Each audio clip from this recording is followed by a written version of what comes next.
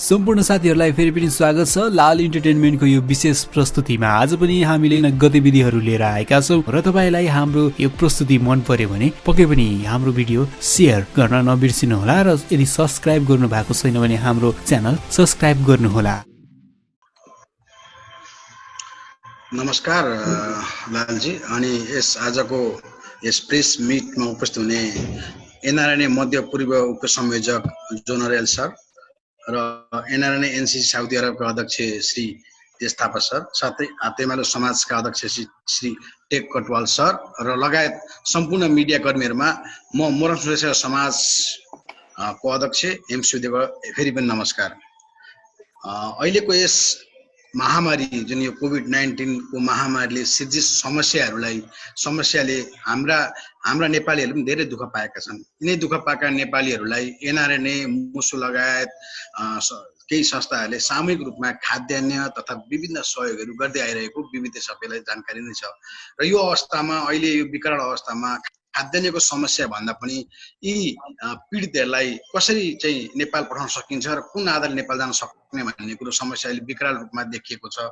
यो अवस्थामा नेपाल सरकारले उद्धार गर्ने आशा हामी सबैले गरेका छौँ, तर उद्धारका लागि सरकारले तोकेको हवाई भाडा शुल्क हालको समस्यामा परेका कामदारले तिर्न नसक्ने अवस्था छ। किनभने यहाँ जो पीडित छन् ती पीडित भनेका उनीहरूका लागि केही सङ्घ संस्थाहरूले दैनिक रूपमा खुवाउनु पर्ने अवस्थाका पीडितहरूलाई आफैले टिकट काटेर हवाई टिकट काटेर नेपाल जान सक्ने क्षमता एकदम कम भएकोले यसको उद्धारका लागि हामीले कस्तो खालको पहल गर्न सक्छौँ भन्ने कुरो यस आज प्रेस मिटमा हामीले उयो गरेका छौँ। र यो अवस्थाको सावधान होस् भन्ने हेतुले एनआरएनए मोरङ श्रेष्ठ समाज र हातेमालो लगायत सङ्घ संस्थाले सरकार र सम्बन्धित निकायलाई यो विषयमा परिमार्जन होस् भन्ने विज्ञप्ति मार्फत अनुरोध गर्ने निर्णय गरेका छौँ र यो हाम्रो यस निर्णयलाई सम्पूर्ण सञ्चारकर्मी साथीहरूले सहयोग गरिदिनुहुन्छ भन्ने आशा लिएको छु। धन्यवाद। हस्, धन्यवाद हेम सर, छोटो मिठो वक्तव्यको लागि। यसै गरी म हाम्रो टेक कटवाल सर, उहाँ हुनुहुन्छ नेपाली हातेमालो समाजको अध्यक्ष। हजुरबाट मैले नमस्कार। उपस्थित सम्पूर्ण यहाँहरूमा मेरो एकमुष्ट नमस्कार। यस हाम्रो भेलामा अहिले उपस्थित हुनुहुने तिनटै संस्थाका अध्यक्षज्यूहरू लगायत मिडिया कर्मी साथीहरू र जति पनि साथीहरू उपस्थित हुनुहुन्छ, यहाँहरू सबैलाई मेरो तर्फबाट फेरि पनि अभिनन्दन साथ नमस्कार गरेँ। मैले नाम कसैको लिन चाहिनँ किनभने धेरै साथीहरू हुनुहुन्छ, त्यसकारण नाम छुट्न सक्ने हुनाले मैले यो नाम लिइनँ। अघि हाम्रो हेम सरले जसरी भन्नुभयो यसको उद्देश्य हेम सरले एउटा फस्टाइसक्नु भएको छ, त्यसकारण हामीले टाइमलाई पनि अलिकति ख्याल गरेर जाने हो भने वास्तविक हाम्रो उद्देश्य त्यही हो। सबै यो जति पनि हामी उपस्थित छौँ अहिले स्पेसली जुन नेपाल सरकारले हाम्रो श्रमिकहरूको लागि अब नेपाल लैजाने भनेर पहिला एक प्रकारले चाहिँ पब्लिसिटी गर्यो, अनि त्यसपछि चाहिँ के भनेदेखि त्यही श्रमिकहरूले चाहिँ फेरि त्यति महँगो मूल्यमा चाहिँ भाडा तिरेर जानुपर्छ भन्ने जुन एउटा भाडा तोकेको छ, त्यो कुरामा सहयोगले हामी कसैको पनि नरहेको र गैर आवासीय सङ्घ जुन साउदी अरबले गरेको पहल छ र त्यसमा साथै हातेमालो गर्दै मोरङ सुनसरी जसले पहल गरेको छ र हामी पनि त्यसमा जोडिएको छौँ। हामीले के मात्रै गर्न खोजिरहेको छौँ भन्दा एटलिस्ट त्यसरी दुःख पाएका जति पनि मानिसहरू छन् अथवा जति पनि पीडितहरू छन् उनीहरूलाई राहत हुने गरी कस्तो तरिकाले गर्न सकिन्छ, हामीले यसै गर्नुपर्छ सरकार भनेर हामीले भन्न खोजेका छैनौँ र जति गर्न सकिन्छ त्यति गरौँ। तर यो खालको चाहिँ के भनेदेखि धेरैले अब यो पच्नै नसक्ने खालको साँच्चै भन्ने भने अघि उहाँ सरले भने जस्तै एक्स्ट्रा खाना धौधो पर्ने व्यक्तिले कसरी त्यत्रो पैसाहरू इभन 50% गरिदिए पनि कुनै कुनै व्यक्तिहरूसँग त पैसै छैन। अहिले भर्खरै मैले अघि यो मिटिङ सुरु हुनुभन्दा अगाडि एउटा कुरा अवगत गराएँ, त्यसमा अहिले पनि आइरहेको छ। कति साथीहरू रोइराख्नु भएको छ, खाना नपाउने अवस्थाले गर्दा हामी खाना पाएको छैनौँ भनेर हामीलाई व्यक्तिगत उहाँले के भनेदेखि कन्ट्र्याक्ट पनि गरिराख्नु भएको छ, हाम्रो वालहरूमा आएर पनि हालिराख्नु भएको छ भने यस्तो परिस्थितिमा बसिरहेको जुन नेपालीहरू छ त्यस्तो नेपालीहरूले यिनीहरूले साँच्चै भन्यो भने 100 रियाल पनि कसैले चाहिँ दिन नसक्ने अवस्थाको नेपालीहरू छ। त्यस्तो नेपालीहरूको बारेमा के गर्न सकिन्छ भनेर हामीले एउटा विज्ञप्ति तयार गरेका छौँ, जुन विज्ञप्तिको बारेमा र यहाँ उपस्थित मिडिया कर्मी साथीहरू यहाँहरूलाई स्वागत गर्दै हाम्रो विषय विषयवस्तु यही हो र यही भन्दै म मेरो सानो मन्तव्यलाई यहाँ टुङ्ग्याउन चाहन्छु। नमस्कार। हस्, धन्यवाद हाम्रो टेक कटवाल सर, हाम्रो नेपाली हातेमालो समाजको अध्यक्ष हुनुहुन्छ। अब म यसै गरी हाम्रो गैर आवासीय नेपाली सङ्घ साउदी अरबको अध्यक्ष पेज थापाज्यू थापा छन्। धन्यवाद लालबहादुर मगरज्यू। उहाँ गैर आवासीय नेपाली सङ्घ राष्ट्रिय समन्वय परिषद साउदी अरबका कार्यवाहक महासचिव यो पनि हुनुहुन्छ र आजको यस प्रेस रिलिज कार्यक्रमको होस्ट पनि हुनुहुन्छ। सर्वप्रथम त यस प्रेस रिलिज कार्यक्रममा विशेष आमन्त्रित अतिथिको रूपमा आइदिनु भएकोमा एनआरएनए आइसिसी मध्यपूर्व सहसंयोजक जोन अर्यालज्यू, त्यसै गरी मोरङ सुनसरी सेवा समाज साउदी अरबका अध्यक्षज्यू, नेपाली हातेमालो समाज साउदी अरबका अध्यक्ष टेकबहादुर कोटवालज्यू, त्यसै गरी मिडियाकर्मी साथीहरू एनए मिडियाबाट प्रबन्ध निर्देशक रोशन एन श्रेष्ठज्यू, जनसम्पर्क तथा योजना निर्देशक बालकृष्ण मङ्गिनीज्यू, हिमालय दृष्टिबाट प्रधान सम्पादक रमजान दिन मिया र सम्पादक शुक्र मोक्तानज्यू, सैलुङ अनलाइनबाट अन्तर्राष्ट्रिय विभाग व्यवस्थापक नवराज तामाङज्यू, त्यसै गरी पिटी अनलाइनबाट सुजित तामाङज्यू, बागेश्वरी न्युजबाट लाल शेर्पालीज्यू, तपाईँहरूको अमूल्य समय दिएर यसरी आजको प्रेस कार्यक्रममा उपस्थिति भइदिनु भएकोमा सर्वप्रथम त मेरो व्यक्तिगत तर्फबाट, मैले प्रतिनिधित्व गर्ने संस्था गैर आवासीय नेपाली सङ्घ साउदी अरबको तर्फबाट र आजको यस प्रेस रिलिज कार्यक्रमको आयोजक कमिटीको तर्फबाट सम्पूर्ण सबैलाई एकमुष्ट नमस्ते नमस्कार तथा स्वागत गराउन चाहे। सर्वप्रथम त छोटो समयमा सम्प्रेषित सूचनाको बावजुद पनि तपाईँहरूले हाम्रो निमन्त्रणालाई स्वीकार गरेर यसरी आकस्मिक रूपमा उपस्थित भइदिनु भएकोमा पुनः धन्यवाद दिन चाहन्छु। र विशेष गरी तपाईँ मिडियाकर्मी साथीहरू सबैलाई थाहा छ, पछिल्लो अवस्थामा साउदी अरबमा रहेका 3 देखि 3.5 लाखको हाराहारीमा रहेका नेपालीहरू कोभिड-19बाट आक्रान्त हुनुभएको छ, हाइल हुनुभएको छ र नेपालीहरू सङ्क्रमित हुने तथा मृत्यु हुने सङ्ख्या पनि अधिक रूपमा छ। तपाईँ मिडियाकर्मी साथीहरू भएको हुनाले मैले त्यो तथ्याङ्क सङ्कलन र आँकडा भनिरहनु भन्दाखेरि तपाईँ आफैसँग पनि त्यो छ। तथापि अब पछिल्लो क्रममा अब अहिले हामी चाहिँ रिपार्टेसनको चरणमा छौँ। योभन्दा पहिले चाहिँ हामी जो जसरी राहत तथा उद्धारको चरणमा थियौँ, त्यति बेला हामीले साउदी अरबमा रहेका विभिन्न संस्थाहरू, जिम्मेवार व्यक्तिहरू तथा नेपाली दूतावास, महामारी दूतावाससँग समन्वय गरेर यहाँ रहेका नेपालीहरूलाई भोगै बस्न नपरोस्, कम्तीमा पनि खाना नपाएर साउदीमा नेपालीहरू मरे रे भन्ने किसिमको समाचारहरू लेख्न तपाईँहरू मिडियाकर्मीलाई बाध्य नहोस् र हामी पनि त्यो दुःखद क्षण भोग्न नपरोस् भनेर हामीले एउटा कार्ययोजना तयार गरेका थियौँ। त्यसैको सिलसिलामा साउदी अरबमा रहेका सम्पूर्ण संस्थाहरूलाई आह्वान गर्ने क्रममा हातेमालो नेपाली हातेमालो समाज साउदी अरब तथा मोरङ सुनसरी सेवा समाज साउदी अरबले हाम्रो एनआरएनको विशेष आह्वानलाई, विशेष अनुरोधलाई स्वीकार गरी यो कोभिड-19लाई परास्त गर्नको लागि, नेपालीहरूलाई सहयोग गर्नको लागि एकबद्धता जाहेर गर्दै हाम्रो अभियानमा साथ सहयोग दिने लक्ष्यका साथ हामीलाई यो आजको दिनसम्म चाहिँ आएर साथ सहयोग दिनुभएको छ। र पछिल्लो चरणमा हामीले 7औं हप्ताको राहत वितरण कार्यक्रम हिजो मात्रै हामीले समीक्षा गरेका थियौँ। यसै सिलसिलामा दुवैजना अध्यक्ष र हाम्रो स्ट्रिङ कमिटी एनआरएनए साउदी अरबको राहत तथा उद्धार र स्ट्रिङ कमिटीका साथीहरू बसेर समीक्षा गरेका थियौँ। 7औं चरणमा आइपुग्दा हामीले 341 जनालाई हामीले सहयोग गरिसकेका छौँ। भर्खर मात्र हाम्रो एनआरएनए साउदी अरबको फेसबुक पेजबाट हामीले गरेका सहयोग विवरणहरू प्रकाशित भएको छन् र हिजो हामीले छलफल गरेर अबको परिस्थिति भनेको यहाँ साउदी अरबमा रहेका नेपालीहरूलाई कसरी नेपाल फर्काउन सकिन्छ त, यस विषयमा हामीले गहन छलफल गरेका थियौँ। र अहिलेको आह्वान, अहिलेको पहिलो प्राथमिकता भनेको चाहिँ व्यक्ति विशेषको चाहिँ आवाज भन्दाखेरि नि विभिन्न संस्थाहरूको एकमुष्ट आवाजले नेपाल सरकारले जो गरेको निर्णय, तपाईँहरू पनि यसको प्रत्यक्ष जानकार हुनुहुन्छ। साउदी अरबको 3वटा स्थानहरू जो चाहिँ जेद्दा, रियाद र दमामबाट जो हवाई टिकट, चर्को मूल्यमा हवाई टिकट नेपाल सरकारले कामदार आफैले बेहोर्नु पर्ने र चाहिँ कोभिड-19बाट त्यसको सङ्क्रमणबाट परीक्षण गर्नको लागि पनि त्यो शुल्क आफै बेहोर्नु पर्ने र नेपाल गइसकेपछि पनि क्वारेन्टाइनमा बस्ने व्यवस्था आफै गर्नुपर्ने र आफ्नो स्थानमा जाँदा गाडी भाडाको व्यवस्था पनि आफै गर्नुपर्ने तपाईँ हामी सबैलाई जानकारी छ।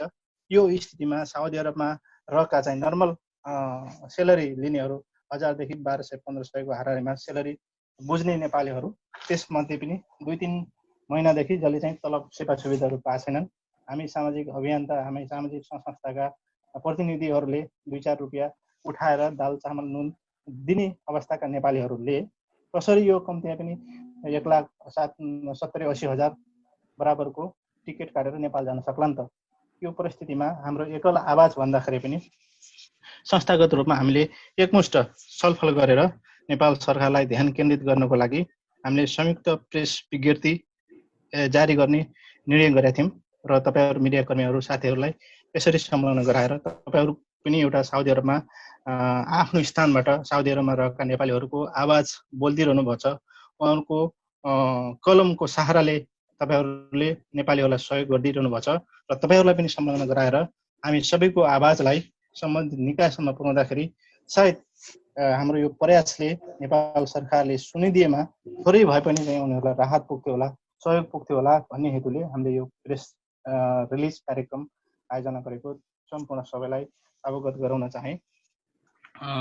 र चाहिँ प्रेस रिलिजका बुदाहरू अहिले हाम्रो कार्यवाहक महासचिवज्यूले पढेर सुनाउनुहुन्छ र हाम्रो आजको नितान्त यो चाहिँ एकल विषयमा एकल प्रस्तावमा एकल चाहिँ छलफलमा चाहिँ हामीले प्रेस रिलिजलाई अगाडि बढाउने छौँ। यो भनेको नितान्त साउदी अरबमा रहेका नेपालीहरूलाई नेपाल सरकारले जसरी 70 देखि 1 लाखसम्मको चाहिँ हवाई टिकट नेपाली कामदार आफैले बेहोर्नु पर्ने जो चाहिँ निर्णय लिएको छ, हुन त समग्र मध्यपूर्वमै बस्ने नेपालीहरूले त्यो तिर्नुपर्ने होला, तथापि आफ्नो देशबाट त्यहाँ रहेका सामाजिक संस्थाका प्रतिनिधिहरूले जोरदार रूपमा आवाज उठाइरहनु भएको छ, प्रेस विज्ञप्तिहरू रिलिज गरिरहनु भएको छ। हामीले पनि हाम्रो माथिल्लो निकाय आइसिसीलाई पनि ध्यानाकर्षण गराइरहेछौँ। तथापि साउदी अरबको वस्तुस्थिति भनेको अलिक फरक छ। मध्यपूर्वमा रहेका नेपालीहरू मध्येको सबभन्दा धेरै जनसङ्ख्या नेपालीहरूको जनसङ्ख्या यहाँ साउदी अरबमा छ। भूगोलले पनि धेरै ठुलो छ र यहाँको कानुन पनि अरू देशको तुलनामा अलिकति कडा भएको हुनाले ती नेपाली कामदारहरूले राम्रोसँग भाषा बोल्न सक्दैनन्, आफ्नो पीडाहरू चाहिँ आफ्नो रोजगारदाता कम्पनीहरूलाई भन्न सक्दैनन्। त्यसरी चाहिँ यति चर्को भाडामा शुल्क काटेर नेपाल पठाइदेऊ भनेर उनीहरूले कसरी भन्ला, जो चाहिँ आफ्नो कानुनी हैसियतमा रहेका छन् भने अझ हाम्रो ठुलो समस्या भनेको गैर कानुनी रूपमा रहेका नेपाली कामदारहरू जसले चाहिँ रोजगार गुमाउनु परेको छ, प्लस चाहिँ उहाँहरूको कानुनी हैसियत भनेको चाहिँ एउटा भागेर लुकेर छिपेर काम गर्नुपर्ने अवस्था हो। त्यस्ता कामदारहरूलाई नेपाल सरकारले जो गरेको निर्णय छ त्यो न्यायसङ्गत छैन र त्यसको यथाशीघ्र न्यायोचित सुनाइ होस् र पुनर्विचार होस् भन्ने हेतुले आजको हाम्रो यो प्रेस रिलिज कार्यक्रम आयोजना गरिएको सम्पूर्ण सबैलाई जानकारी गराउँदै हाम्रो पहिलो प्राथमिकता भनेको भरिसके नेपालीहरू जो चाहिँ साउदी अरबबाट नेपाल फर्कन चाहन्छन् उहाँहरूलाई निःशुल्क टिकटको व्यवस्था होस्। किनभनेपछि तपाईँ हामी जस्तै नेपाली श्रमिकहरूले थुपारेको चाहिँ ठुलो रकम जो वैदेशिक रोजगार विभागको ऐन 64 को धारा 33 खमा पनि त्यही भने चाहिँ करिब 6 अर्ब बराबरको रकम त्यहाँ थुप्रिएर बसेको छ। यस्तै बेला पर्दाखेरि नेपालीहरूलाई उद्धार गर्नको लागि नै त्यो रकम नेपाल सरकारले परिचालन गर्नुपर्ने हो र नेपालीहरूलाई उद्धार गर्नुपर्ने हो। यिनै विषयवस्तुलाई रहेर हामीले प्रेस रिलिजमा मुद्दाहरू समेटेका छौँ। त्यही भन्दै तपाईँहरूलाई यही जानकारी गराउन चाहे। धन्यवाद। धन्यवाद सर, पेश सर। अब म हाम्रो एनआरएन आइसिसी मिडल इस्टको सहसंयोजक हाम्रो राजेन सरलाई म आह्वान गरेँ। राजेन सर, त्यस पछाडि म हाम्रो एनआरएन एनसिसीको कोषाध्यक्ष हाम्रो सन्तोष लुइटेल सरलाई अहिलेसम्मको हामीहरूले राहत सम्बन्धीको बारेमा भन्नु। धन्यवाद महासचिवज्यू। गैर नेपाली सङ्घ साउदीका आदरणीय अध्यक्ष तेज थापाज्यू, मालु समाजका अध्यक्ष आदरणीय तेज कटवालज्यू, मोरङ सुनसरी सेवा समाजका अध्यक्ष एम सुवेदीज्यू, एनए मिडियाका प्रतिनिधि रोशन श्रेष्ठज्यू, साइलिङ अनलाइनका प्रतिनिधि नवराज तामाङज्यू, विशेष गरी पीटीभी अनलाइनका प्रतिनिधिज्यू, बागेश्वरी अनलाइनका प्रतिनिधिज्यू, हिमालयन दृष्टिका शुक्र मुक्तानज्यू, प्रतिनिधि शुक्र मुक्तानज्यू सम्पूर्णमा हार्दिक नमन गर्न चाहे। वास्तवमा यो जुन कोरोनाको महामारीबाट जो पीडित यहाँ दाजुभाइ दिदीबहिनीहरू भनौँ हामी लगभग 3 महिनाको हरारीमा जुन प्रदेशमा स्वदेश फिर्तीको पर्खाइमा थियौँ, तर नेपाल सरकारले उडानको व्यवस्था गरेर जुन एउटा पहल गर्यो त्यसको लागि धन्यवाद दिन चाहन्छु। तर जुन रूपमा चाहिँ उहाँहरूले त्यो भाडा तोकेर तिर्नै नसक्ने भाडा तोकेर जुन एउटा लिस्ट पठाउनु भयो त्यसमा चाहिँ कोही पनि एकदम अत्यन्तै कठिन छ टिकट काटेर जान पनि। जो दाजुभाइ दिदीबहिनीहरूलाई हामीले विगत 2-3 महिनादेखि सबै सङ्घ संस्थाको सहयोगमा न्यायालयले राहत सामग्री सहयोग सामग्री पुर्याउँदै उहाँहरूलाई खानाको लागि सहयोग दिएको अवस्थामा कसरी यत्रो चर्को मूल्यमा टिकट काटेर जान सक्नुहुन्छ, त्यो आफैमा नसक्ने छ, त्यो चाहिँ गर्न हुँदैन भन्ने पनि छ। समग्र मध्यपूर्वकै हिसाबमा कुरा गर्नुपर्दा पनि पूर्ण मिडल इस्टमा यही सेरोफेरोमा रहेका दाजुभाइ दिदीबहिनीहरू हुनुहुन्छ जो अब खाना बस्ने समस्यामा भएकोले कसरी टिकट काटेर जान सक्नुहुन्न भन्ने छ त्यो पोस्ट। र हाम्रो मान्यता भनेको पनि नेपाल सरकारले नसक्ने अवस्थामा जो हुनुहुन्छ उहाँहरूलाई फ्रीमै लानुपर्छ भन्ने हाम्रो माग हिजो पनि आज पनि छ, भोलि पनि रहनेछ। र जो साउदीकै सेरोफेरोमा गएर कुरा गर्नु पर्दाखेरिमा साउदीमा पनि जो सक्दै नसक्ने अवस्थामा हुनुहुन्छ, जो दीर्घ रोगीहरू हुनुहुन्छ, डिप्लोमेट सेन्टरमा हुनुहुन्छ, कोही कति बिरामी हुनुहुन्छ, त्यस्ता मान्छेहरूलाई नेपाल सरकारले नै आफ्नै खर्चमा लगिदियोस् भन्ने चाहिँ हामीले अनुरोध गरिरहेका छौँ, त्यो पहल गरिरहेका छौँ त्यस बारेमा। र हिजो मात्रै पनि हाम्रो चाहिँ आदरणीय अध्यक्ष कुमार पन्तज्यूको मन्त्री स्तरीय चाहिँ नेपालमा मिटिङ थियो, त्यही मिटिङबाट नै त्यो टिकट कम गर्ने भनेर जुन आजको हाम्रो फ्लाइट क्यान्सल भएको छ हिजो मिटिङबाटै क्यान्सल भएको थियो। आज पनि सायद यादीले आधिकारिक रूपमा जानकारी सेयर गर्नुभएको छ साउदीमा पनि। र हाम्रो चाहना भनेको कमसेकम $300 भन्दा माथि चाहिँ हुन हुँदैन। जो आफै पैसा तिरेर जान सक्ने हुनुहुन्छ उहाँहरूको लागि $300 भन्दा चाहिँ माथि पैसा चाहिँ हुन हुँदैन। $300 सम्म भयो भने जुन कम्पनीले एक्जिट लगाएर नेपाल फर्काएको प्रत्यक्षमा जो हुनुहुन्छ उहाँहरूलाई कम्पनीले पनि दिन सक्छ। यो डबल त्रिबल भाडा भयो भने कम्पनीले पनि दिन नसक्ने अवस्था हुन्छ र 3-4 महिनादेखि बिना तलब बिना खाना बसेका मान्छेहरू कसरी आफ्नो पैसामा टिकट काटेर जान सक्नुहुन्छ। नेपाल सरकार यदि यही मूल्यमा प्लेनै यहाँ मगायो भने पनि त्यो प्लेन त्यही फर्काउनु पर्ने अवस्था हुन्छ भन्ने पनि अनुरोध गरेका छौँ। र अर्को मेन महत्त्वपूर्ण मिडल इस्टमा कमसेकम 100 देखि 120 समस्याहरू रहेका छन्। हामीले नेपाल सरकारसँग पनि अनुरोध के गरेका भन्दा आदरणीय थापाज्यूले पनि दूतावासमा पनि समन्वय गर्नुभएको छ साउदीमा। र हामीले अन्य देशहरूमा पनि हामीले के गर्ने गरेका छौँ भन्दा यो चार्टर फ्लाइटको प्लेनहरूमा कमसेकम एउटा प्लेनमा 5वटा 6वटा लासहरू लान सकियो भने पनि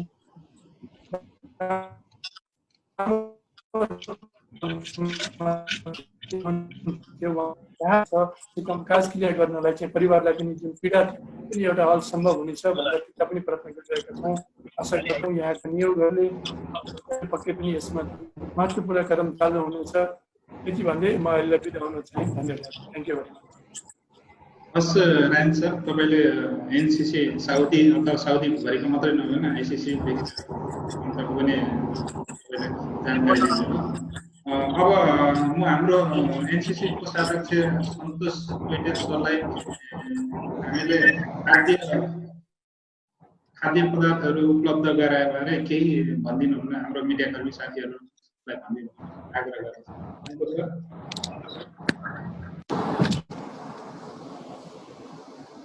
नमस्कार सम्पूर्णमा धन्यवाद कार्यवाहक महासचिवज्यू।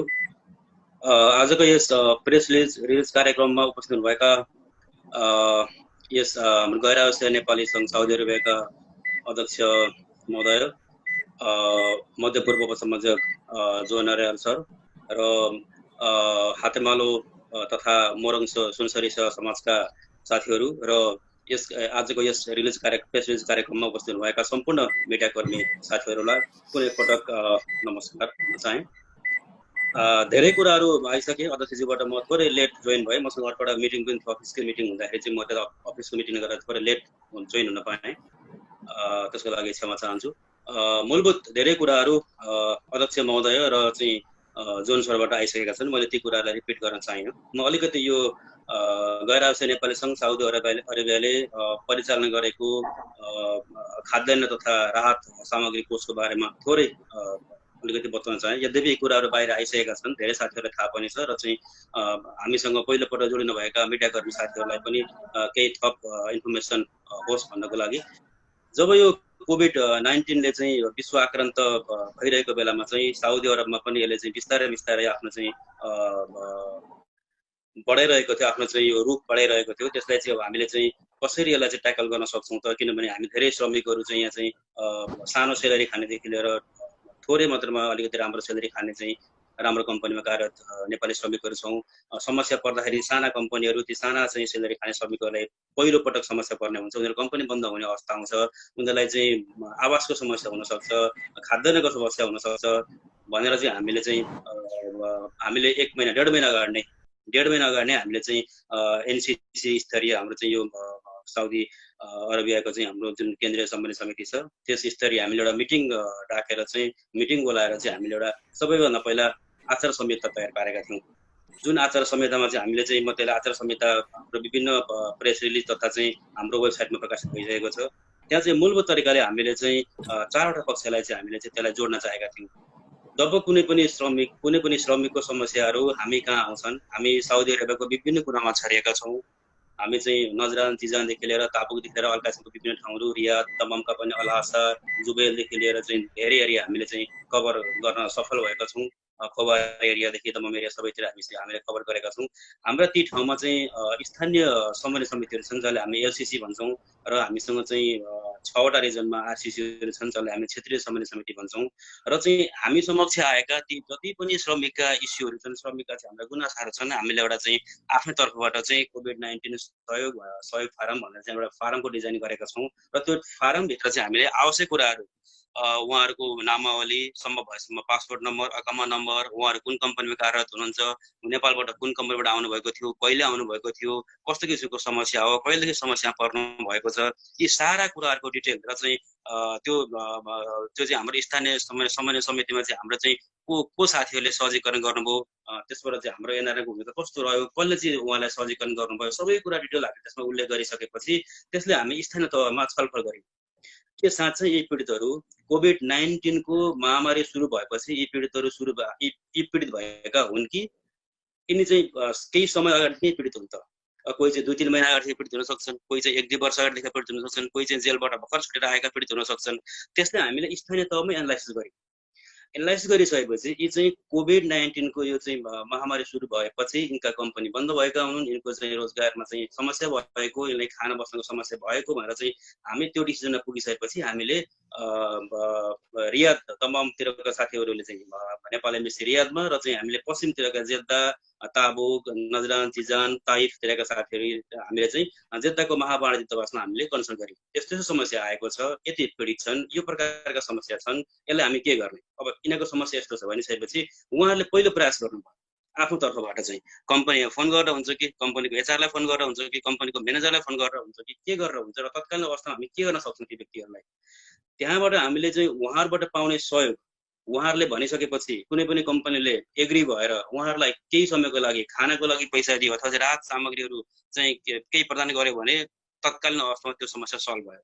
र यति गर्दा पनि सम्भव हुन सकेन, कम्पनीले आलेटाले गर्यो अथवा टाइम लाग्ने भयो, त श्रमिकहरू चाहिँ समस्यामा परिसके, तत्काल सहयोग गर्नुपर्ने अवस्था भइसकेपछि अब हामी फेरि यो कुरा चाहिँ हाम्रो केन्द्रीय समन्वय समितिको एउटा स्ट्रिङ कमिटी छ, हामी 10-12 जना चाहिँ स्ट्रिङ कमिटीमा छौँ, हामी त्यहाँ छलफल गर्छौँ यस्तो समस्या आएको छ, हामी कसरी अगाडि बढ्नु भनिसकेपछि अब हामीले चाहिँ राहत वितरण कार्य सुरु गर्छौँ।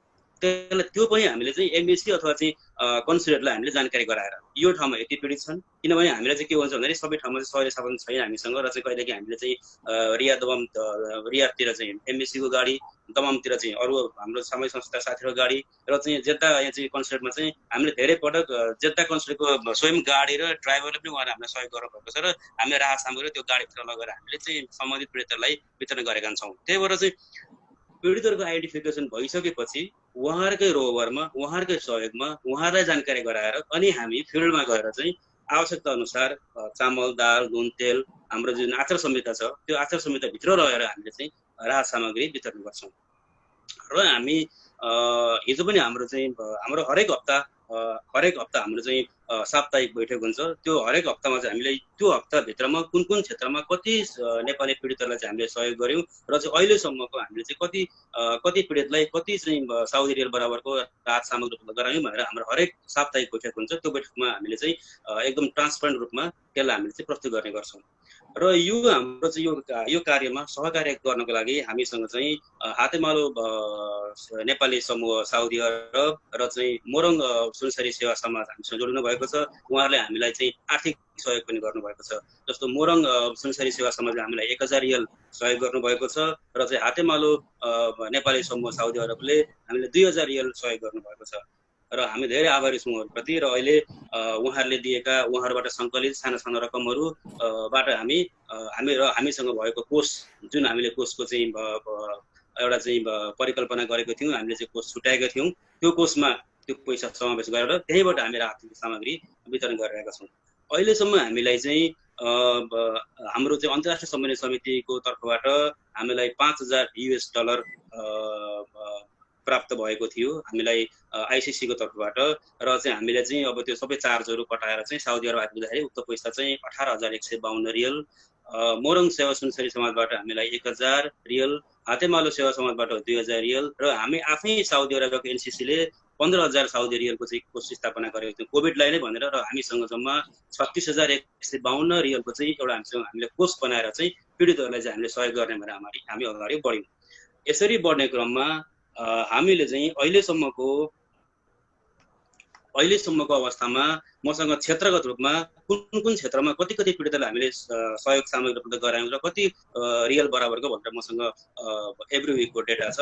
म योभन्दा अगाडि अहिले हामी जुनमा भएकोले गर्दाखेरि पहिला म जुनको भन्न चाहेँ। हामीले जुन यो महिनामा रियादमा 3 जना पीडितलाई 179 रियल, पूर्वी क्षेत्रमा 35 जना पीडितलाई 1745 रियल, ताबुकमा 10 जना पीडितलाई 533 रियल र जिजानमा 12 जना पीडितलाई 500 रियल गरेर 2957 रियलको हामीले यो जुन महिनामा चाहिँ 60 जना पीडितहरूलाई 2957 रियल बराबरको हामीले सहयोग सामग्री उपलब्ध गरेका छौँ। यो भयो जुनको।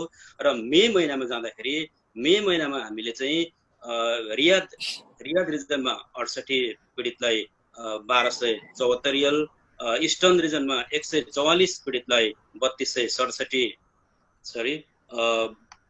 इस्टर्न रिजनमा 7077 रियल 144 जनालाई, रियाद रिजनमा सेन्ट्रल रिजनमा 68 पीडितलाई 2387 रियल, वेस्टर्न जेद्दामा 31 जना पीडितलाई 526 रियल, कसिममा 3 जना पीडितलाई 129 रियल, ताबुकमा 35 जना पीडितलाई 1376 रियल गरेर हामीले मे महिनामा हामीले 11495 85 हल्ला त्यतिको राहत सामग्री वितरण गरेका थियौँ। र अहिलेसम्म हामी 7औं हप्तामा आइपुग्दाखेरि हामीले जम्मा 341 जना यहाँ चाहिँ रिपिट भएका साथीहरू पनि हुन्छ। चाहिँ रियादमा हामीले चाहिँ केही साथीहरूलाई हामीले पुनः दोहोऱ्याएर पनि राहत दिएका छौँ। जस्तो ताबुकमा अघि भने 45 जनामा 10 जना दोहोरिया आउनु भएको छ। अब हामीले नम्बर अफ पीडित चाहिँ गर्दाखेरि त 45 10 55 हुनुहुन्छ, तर तिनै पीडित दोहोरिएको हुँदाखेरि मेरो रेकर्डमा 45 राखेको छु। तर अब हामीले सङ्ख्या चाहिँ बाहिर गर्दाखेरि 45 + 10 हुन सक्छ, किनभने 10 जना हामीले दोहोऱ्याएर दिएका छौँ।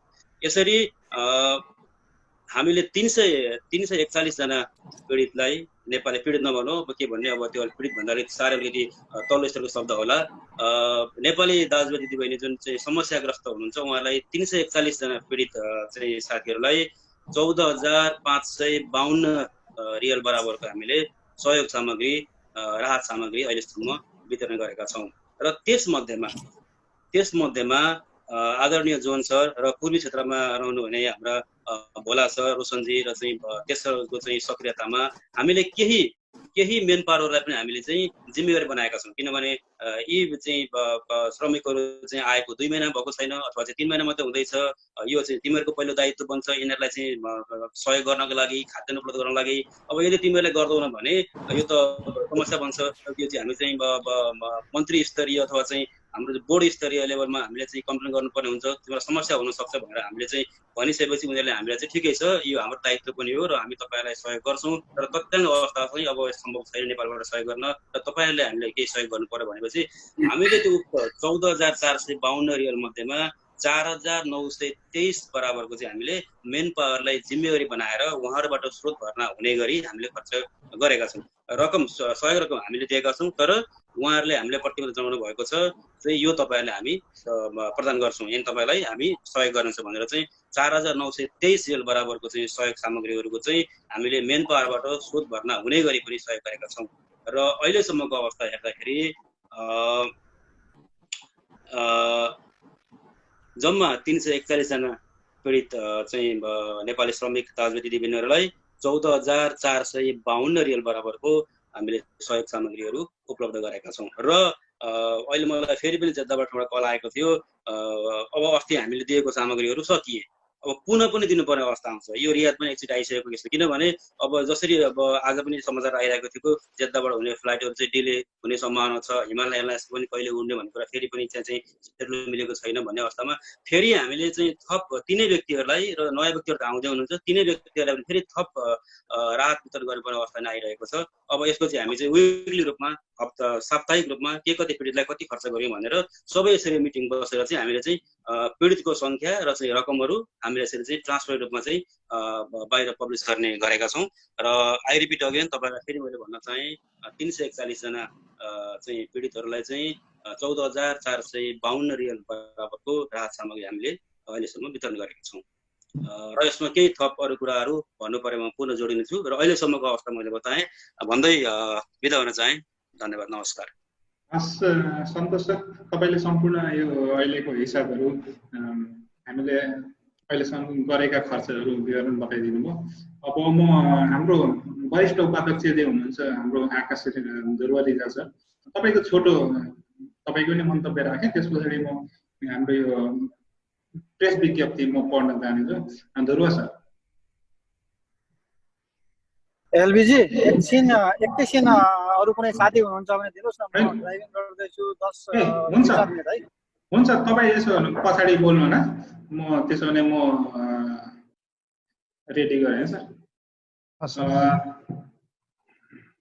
सर मैले हाम्रो यो संयुक्त प्रेस विज्ञप्ति पढ्नुभन्दा पहिले हाम्रो तिनैजना हाम्रो अध्यक्षज्यूहरूसँग मैले पर्मिसन मागेँ है sir. Go head sir. Okay sir. Okay. र यस पछाडि यस विषयमा अथवा अन्य विषयमा केही सोधपुछ अथवा केही प्रश्नहरू छ भने हाम्रो अध्यक्षज्यू, सम्बन्धित व्यक्ति हाम्रो कोषाध्यक्षज्यू अथवा म स्वयं सबैले प्रश्न गर्न सक्नुहुन्छ। सब म यस पछाडि ल म अहिले प्रेस विज्ञप्ति पढ्न गइरहेको छु। आज मिति 13 जुन 2020, पत्र संख्या 001-13-06-20। अनि हाम्रो यो हेडलाइन चाहिँ संयुक्त प्रेस विज्ञप्ति म पढेर सुनाउन गइरहेको छु। नेपालको विषम परिस्थितिका कारण र अन्य विभिन्न कारण तथा बाध्यताले वैदेशिक रोजगारीका लागि विदेशिएका नेपालीहरू वर्तमान कोभिड-19 का कारण आइपरेको विश्वव्यापी सङ्कटका कारण विदेशमा भएको आफ्नो रोजगारीका अवसरहरू गुमाएर पुनः स्वदेशमै फर्कनु पर्ने अवस्था आएको छ। 3 महिनादेखिको यो संक्रमणकालीन अवस्था साथै बिना कमाइको विदेश बसाइले बिहान बेलुकाको खानाको खर्च धान्न समेत मुस्किल भएर यतिखेर हजार नेपालीहरू दोहोरो तेह्रो पीडामा बाँच्न विवश छन्। ढिला सुस्ती गतिमा काम गर्ने सरकारी नीति र कोरोनाको महामारीलाई आफ्नो द्रव्य आर्जन गर्ने अवसरको रूपमा लिने केही अमुक व्यक्तिहरूको प्रभावमा सरकार परेर थप आहत बनाएको हामीलाई महसुस भएको छ। साउदी अरबमा रहेका नेपालीहरूको यथाशीघ्र उद्धार गरी अभिभावकीय भूमिका निर्वाह गर्नुपर्ने बेला आफू निकटका ट्राभल एजेन्सीहरूको छनौट गरी उनीहरूले नै तोकेको चार्टर्ड फ्लाइटमा महँगो भाडा दर तिर्नुपर्ने वातावरण बन्नु अत्यन्त दुःखदायी विषय हो। यो कठिन घडीमा आफ्ना नागरिकहरूलाई सहायता दिनुको सट्टा नेपाल सरकारले महँगो जहाज भाडा कायम गरी विदेशमा रहेका पीडित आफ्ना नागरिकहरूलाई विदेशमै कष्टकर जीवन बिताउन बाध्य पार्न खोजेको हामीलाई महसुस भएको छ। विदेशमा काम गर्ने नेपालीहरूले नै पठाएको रेमिट्यान्सको तागतमा उभिएर वर्तमान सरकारले विपदको घडीमा यसरी गैर जिम्मेवारी बन्नु विदेशिएका हामी नेपालीहरूको लागि अत्यन्त दुःखद कुरा हो। नेपाल सरकारले आफ्ना नागरिकहरूको उद्धारमा गर्ने गर्ने कुनै पनि बहानाबाजी हाम्रा निम्ति स्वीकार्य छैन। आफ्नै पैसा तिरेर स्वदेश फर्कन चाहने र हवाई खर्च जुटाउन नसक्नेहरूको लागि पनि सँगसँगै उदार व्यवस्थापन गर्नुपर्दछ। देशको अर्थतन्त्रको लगभग 1/3 योगदान पुर्याउने वैदेशिक रोजगारमा रहेका धेरै श्रमिकहरू कोरोनाको महामारीको कारणले विपदमा वैदेशिक रोजगारीका लागि लिनुपर्ने श्रम स्वीकृति लिने बखत श्रमिकबाट उठाइएको कल्याणकारी कोषमा करिब 6 अर्ब भन्दा बढी रुपियाँ थन्किएर बसेको छ। यो विषय परिस्थितिमा त्यो कोषको उपयोग नगरे कहिले गर्ने, यो गम्भीर प्रश्न बनेको छ। उक्त कोषको सञ्चालन ऐनमा उल्लेख भएको व्यवस्था अनुसार विदेशमा महामारीको अवस्थामा उद्धारको लागि प्रयोग गर्नुपर्दछ। हामी यथाशक्य चाँडो अल्पत्र परेका नेपालीहरूलाई नेपाल फर्काउने उचित प्रबन्ध मिलाउन नेपाल सरकार र सरकारवाला सबैमा यसै संयुक्त विज्ञप्ति मार्फत जोडदार माग गर्दछौँ। तेज थापा, अध्यक्ष गैर आवासीय नेपाली सङ्घ साउदी अरबिया। हेम सुवेदी, अध्यक्ष मोरङ सुनसरी सेवा समाज साउदी अरब।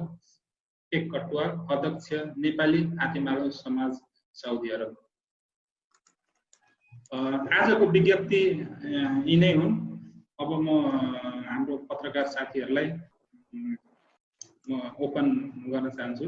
हजुरहरूको केही प्रश्न, यस सम्बन्धी जिज्ञासा हाम्रो अध्यक्षजी हुनुहुन्छ, हाम्रो जोन सर हुनुहुन्छ, हाम्रो मिडल इस्टको संयोजक हाम्रो सन्तोषजी हुनुहुन्छ, कोषाध्यक्ष।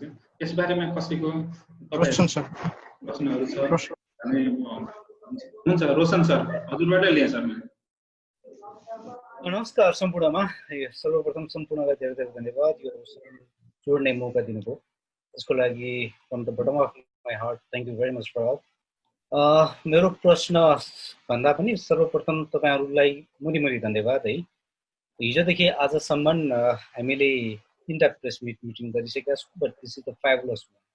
यो सबैभन्दा मलाई गजब लाग्यो। एनआरएनए, नेपाली हातेमालो र मोरङ सुनसरी समाजले संयुक्त रूपमा जसरी प्रेस विज्ञप्ति जारी गर्नुभयो र हामीलाई स्पेसियल मिडियालाई जसरी स्थान दिनुभयो त्यसको लागि हृदयदेखि नै धन्यवाद।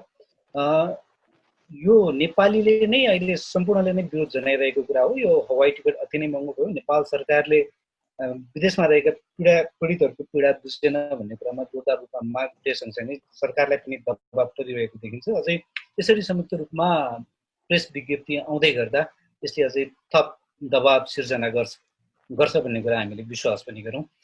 अलिकति म एनआरएनए र सम्पूर्ण तिनै संस्थाका प्रतिनिधिहरूलाई मेरो संयुक्त रूपमा प्रश्न छ। तपाईँहरूले 36,152 रियालको कोष खडा गर्नुभयो। अहिलेसम्मको खर्चको विवरण सन्तोष सरले जानकारी गराए अनुसार 14,552, त्यसपछि बाँकी रहेको 21,600 रियाल र त्यसपछि 4,923 रियाल चाहिँ मेन पावर व्यवसायले बेहोर्ने भने सँगसँगै 26,523 रियाल चाहिँ अझै पनि एनआरएनएको उद्धार कोषमा बाँकी छ भन्ने कुरा तपाईँहरूले दिनुभएको डाटा अनुसार, इफ आई एम नट रङ है, त्यो कुरा देखिन्छ। योभन्दा अगाडि मैले हाम्रो तेज सरसँग लिएको अन्तर्वार्ताको म अलिकति स्मरण गर्न चाहन्छु। तेज सरले एउटा कुरा जानकारी गराउनु भएको थियो, हामीले यो उद्धार कोष यतिको खडा गरेका छौँ, यो बेसिकल्ली जुन साउदीमा रहेका जो असहज परिस्थितिमा हुनुहुन्छ उहाँहरूको उद्धारको लागि हो सर भन्दै हुनुहुन्थ्यो। तर परि आयो भने यसलाई अन्य कुरामा पनि खर्च गर्न सकिने, यसलाई चाहिँ संशोधन गर्न सकिने भनेर जानकारी पनि गराउनु भएको थियो। र परि आयो भने हामी अझै आइसिसीबाट अरू पैसा पनि मगाउन तत्पर छौँ है भन्ने खालको कुरा हुनुहुन्छ। डिआरसी साहब यहीँ हुनुहुन्छ, तपाईँहरू यसमा के कुरा पहल गर्दै हुनुहुन्छ? अब अन्ततः नेपाल सरकारले भाडा घटाउला तर निशुल्क रूपमा लैजान्छ भनेर अहिले हामीले विश्वास गरिहाल्नु पर्ने र विश्वास गर्न सकिने ठाउँ चाहिँ छैन। र तपाईँहरूले उद्धार गर्नुभएको 341 जना, तपाईँहरूले गुड नम्बर अफ पिपललाई उद्धार गर्नुभयो, उहाँहरूलाई खाद्यान्न दिनुभयो, ह्याट्स अफ फर द्याट है। साउदीमा रहेको एनआरएनएलाई ठुलो संस्था भनिन्थ्यो, तपाईँहरू संयुक्त रूपमा तीनवटा संस्था जोडेर यति धेरै उद्धार गर्नुभयो, यु प्रुभ अन द्याट है। तपाईँहरूले यसलाई प्रुफ नै गरिदिनु भयो। त्यसको लागि एनी मिडिया परिवार र साउदीमा रहेका सम्पूर्ण नेपालीको तर्फबाट प्रतिनिधित्व गर्दै म तपाईँहरूलाई धन्यवाद पनि दिन्छु। र 341 जना नेपालीहरूको वर्तमान अवस्था चाहिँ के छ? उहाँहरू नेपाल जान सक्नुहुन्छ, सक्ने अवस्थामा हुनुहुन्छ? उहाँहरू आफै टिकट काटेर जान सक्नुहुन्छ या उहाँहरूलाई कम्पनीले एक्जिट दिएको अवस्था हो या सक्नुहुन्न, के छ त्यसको अवस्था, यो बारे अलिकति प्रश्न पारिदिनु हुन मैले तेज सरलाई चाहिँ अनुरोध गर्दछु। धन्यवाद। हस् रोशन सर, धन्यवाद। म तेज सरबाटै लिएँ, त्यस पछाडि म जोन सरकोमा पनि गएँ। यसको बारेमा अलिकति जोन सरले पनि क्लियर गरिदिनु होला। तेज सर। हस्, धन्यवाद रोशन एन श्रेष्ठज्यू अनि मिडियाबाट प्रश्नको लागि धेरै धन्यवाद। मूलत हाम्रो पहिलो लक्ष्य भनेको हामीले संस्थाले 3R को सिद्धान्त अपनाएको थियो। पहिलो चाहिँ तत्काल रेस्क्यु गर्नुपर्ने, हामीले राहत सामग्री कसरी उपलब्ध गराउन सक्छौँ। त्यसपछि सेकेन्ड आरमा चाहिँ रिपार्टेसन, जो चाहिँ स्वदेश फर्काउने, र तेस्रो चाहिँ आर भनेको रिहाबिलिटेसन। हाम्रो 3वटा लक्ष्य हुन् जस अन्तर्गत हामी अहिले चाहिँ सेकेन्ड आर रिपार्टेसनको चरणमा छौँ। पहिलो आर अन्तर्गतको कामहरूको विवरण अहिलेसम्म सुनिसक्नुभयो। तथापि यो सङ्ख्या यतिमा मात्र सीमित होइन। हामीले 341 जनालाई राहत मात्रै पुर्याएका छैनौँ। हामीसँग चाहिँ 100औं जनालाई सम्बन्धित निकाय, विशेष गरेर नेपाली दूतावास र महामारी दूतावासलाई नै जिम्मेवारी बनाएर उहाँहरूका केस उहाँहरूकै लेभलबाट गर्न सक्ने केसहरू अथवा सम्बन्धित कम्पनीहरूलाई जिम्मेवारी बनाएर र नेपालबाट जो चाहिँ म्यान पावरले चाहिँ यहाँ पठाउनु भएको छ, सम्झौता उहाँहरूले पुरा गरिसक्नु भएको छैन। विशेष गरेर आएको 2-3 महिना 5-6 महिना भएको छ। त्यो दायित्व भनेको म्यान पावर व्यवसायीको पनि हो। उहाँहरूलाई पनि जिम्मेवारी गराएर पहिलो लेभलबाट नेपाली दूतावास र महामारी दूतावासको पहलबाट उहाँहरूलाई नै सम्बन्धित रोजगारदाता कम्पनी या चाहिँ म्यान पावर व्यवसायलाई जिम्मेवारी बनाएर हामीले त्यसरी एउटा पैरवी पहल पनि गरेका छौँ। यो चाहिँ जो चाहिँ अहिले हाम्रो कोषाध्यक्षज्यूले सुनाउनु भयो, यो रकम भनेको नितान्त हामीले गर्नै पर्ने। उहाँहरूसँग अर्को वैकल्पिक उपाय भएन। रोजगारदाता कम्पनीले चाहिँ उहाँहरूलाई खाना बस्न दिने भएन र चाहिँ म्यान पावरहरूले पनि त्यसको चाहिँ जिम्मेवारी नलिने भइसकेपछि यो हामीले नितान्त उहाँहरू साँच्चै पीडित हुनुहुन्छ र दूतावास र महामारी दूतावासले होइन, उहाँहरू साँच्चै पीडित हुनुहुन्छ, उहाँहरूलाई यहाँबाटै सहयोग गर्नु पर्यो भनेपछि हामीले यसरी सहयोग गरेको अवस्था हो। डेफिनेटली योभन्दा पहिले पनि हाम्रो प्रशासन सरसँग मेरो अन्तर्वार्ता हुँदाखेरि हाम्रो चाहिँ चरण भनेको यही नै हो सर। अहिले हामी रिपार्टेसनको चरणमा छौँ। आवश्यक पर्दाखेरि यो चाहिँ अब हुन त अहिले साउदी अरबमा यो कोरोना साम्य भइसकेको अवस्था छैन, तथापि तपाईँहरूलाई पनि सबैलाई जानकारी छ, यो सङ्ख्या बढ्दै गइरहेको छ। पहिलो चरणमा पहिलो हाम्रो प्राथमिकता भएको यहाँ रहेका नेपालीहरूको जीवन रक्षा नै हो। यदि जीवन रक्षा नै गर्न सकेन भने कसरी स्वदेश फर्काउन सक्ला र? यदि स्वदेश नफर्काउने हो भने कसरी रिहाबिलिटेसन पुनर्स्थापना गर्न सकौँला र? होइन, त्यो भएको हुनाले अहिले पनि हामी पहिलेकै चरणमा आवश्यक पर्दाखेरि यो सङ्ख्या बढ्दैछ। तथापि आँकडाहरू अब 1300 प्लसको सङ्क्रमित भएको जानकारी छ। योभन्दा धेरै पहिले आएको हो। यो चाहिँ त्यस यता धेरै नेपालीहरू सङ्क्रमित भइसक्नु भएको छ। कोही नेपालीहरू राम्रोसँग हस्पिटल जान पनि पाउनु भएको छैन, उपचार पनि गर्न पाउनु भएको छैन। र पहिलो प्राथमिकता हामी यही रहन्छ कि यो रकमलाई भरिसके यहाँ रहेका नेपालीहरूको जीवन रक्षाको लागि प्रयोग गरौँ, होइन। र नेपाल फर्काउने जो चाहिँ टिकटको व्यवस्था गर्नुपर्ने भनेको दायित्व भनेको नेपाल सरकारकै हो। अघि नै हाम्रो प्रेस रिलिजमा पनि त्यो बुझ्दा इन्डिकेट गरेको छ। लगभग 6 अर्ब बराबरको चाहिँ रकम थन्केर बसेको छ। यदि नेपालीहरूको जीवन रक्षाको लागि नेपाली कामदारहरूलाई नेपाल फर्काउन लागि त्यो रकमलाई सदुपयोग नगर्ने हो भने कति बेला प्रयोग गर्ने? अरू नर्मल वेमा त नेपाली कामदारहरूले आफै टिकट काटेर जान सक्छन्। संस्थाहरूले अरू पनि सहयोग गर्न सक्छन्। जस्तै चाहिँ महिलाहरूको लागि हामीले 40,444 रियल जो चाहिँ हाम्रो संस्थाले योभन्दा पहिले पनि सङ्कलन गरेर पठाइसकेको छ। नर्मल वेमा हामीले पठाउने छँदैछ। तथापि यो भनेको विषम परिस्थिति हो। कोभिड-19ले सङ्क्रमित भएका चाहिँ नेपालीहरू हुनुहुन्छ, त्यसको लागि सम्बन्धित निकाय भनेको नेपाल सरकार नै हो। नेपाल सरकारलाई नै दायित्वबोध गराउनको लागि हाम्रो पहिलो प्राथमिकता यही छ। र हाम्रो संस्थाको माथिल्लो निकाय आइसिसीले पनि हिजो मात्रै सुन्नुभयो होला, हाम्रो श्रद्धेय अध्यक्ष कुमार पन्तज्यूले पनि सिधै चाहिँ परराष्ट्र मन्त्रीज्यू, नेपाल सरकारका मन्त्री स्तरका व्यक्तिहरूसँग सम्पर्क गरेर सम्भवतः पहिलो प्राथमिकता शुल्क निःशुल्क गराइदिनु पर्यो। यदि हुँदैन भने पनि बजारमा चलेको शुल्कको दरमा चाहिँ हवाई टिकटहरू व्यवस्था गरिदिनु पर्यो भनेर आफ्नो तर्फबाट लबिङ गरिरहनु भएको छ। हामीले पनि संस्थागत रूपमा हामीले दबाब दिने काम गरिरहेछौँ र आवश्यक पर्दाखेरि निश्चय पनि हाम्रो संस्था, हाम्रो संयन्त्र र हाम्रा चाहिँ अन्य अरू वैकल्पिक उपायहरू के हुन सक्छन् त्यसलाई पनि हामीले अवश्य परिचालन गर्नेछौँ। र पहिलो प्राथमिकता पुनः दोहोऱ्याउन चाहिँ यहाँ रहेका नेपालीहरूको जीवन रक्षा नै हो।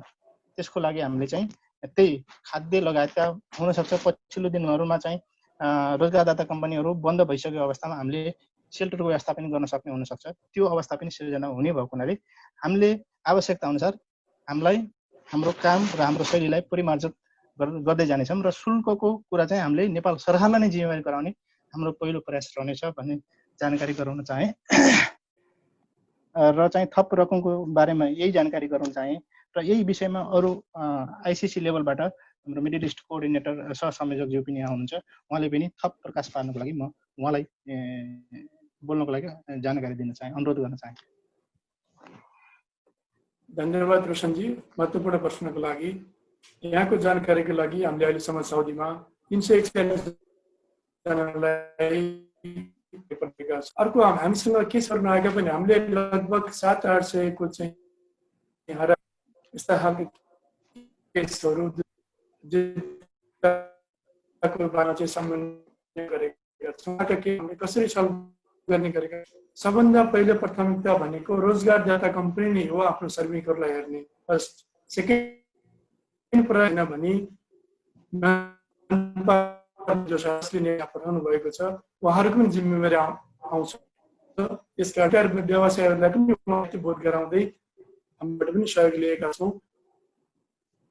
धेरै गर्नुभएको छ, जसले गर्नुभएको छैन हामीलाई उहाँहरूले पनि मिडिया मार्फत होइन, मिडिया भनेको यस्तो चाहिँ माध्यम हो कि उहाँहरूसम्म पहुँच्न सक्ने माध्यम हो। त्यही भएर हजुरहरूको मिडिया मार्फत नै मैले अपिल गर्न चाहे जो म्यानपावर व्यवसाय साथी जसले यहाँ पाएको छ, कसको 1 वर्ष पनि छैन, साथीहरू पनि पीडामा हुनुहुन्छ, दाजुभाइ दिदी गर्नुहोस्। दाजुभाइ हुनुहुन्थ्यो क्राउड सेलेरी रुममा बसिरहेको अवस्था छ भनेर चाहिँ अनुरोध गर्न चाहे। र अर्को कुरा के निवेदन गर्न चाहे भन्दा हामीले जति सहयोग प्रदान गर्यौँ त्योभन्दा डबलमै हामीले दूतावास मार्फत, मैले मसँग रेकर्ड अहिले इस्टर्न परमिसनमा छ, दूतावासमा समन्वय गरेर इस्टर्नमा आदरणीय हाम्रो प्रतिनिधि हुनुहुन्छ आदरणीय हर्किमिरी, हामीले 41 जनालाई चाहिँ 342 जनालाई चाहिँ कम्पनीबाटै पैसा दिलाएका छौँ खानाको लागि। कसैलाई 200 रियल, कसैलाई 300 रियल, कसैलाई 350 गरेर 342 जनालाई इस्टर्न परिवेशमा चाहिँ हामीले पैसा दिलाएका छौँ दूतावास मार्फत। दूतावासको सहयोग लिएर पनि त्यसरी त्यहाँ सहयोग गरेको। हामी कहाँ केस आउँदा लगत्तै पहिलो प्राथमिकता अघि नै निवेदन गरिसकेँ, दूतावाससँग समन्वय गरेर पीडित पहिचान गरेर चाहिँ हामी सहयोग सामग्रीहरू पहुँचाउने गरेका छौँ होइन। अहिले भर्खरै रिसेन्ट चाहिँ 22 जना दिदीबहिनीहरूलाई पनि सहयोग गरेका छौँ योहरूको लागि, नत्र त्योभन्दा अगाडि हाम्रो लागि मात्रै गरिरहेका थियौँ। र टिकटको कुरा चाहिँ अब आदरणीय अध्यक्षज्यूले उठाइसक्नु भयो।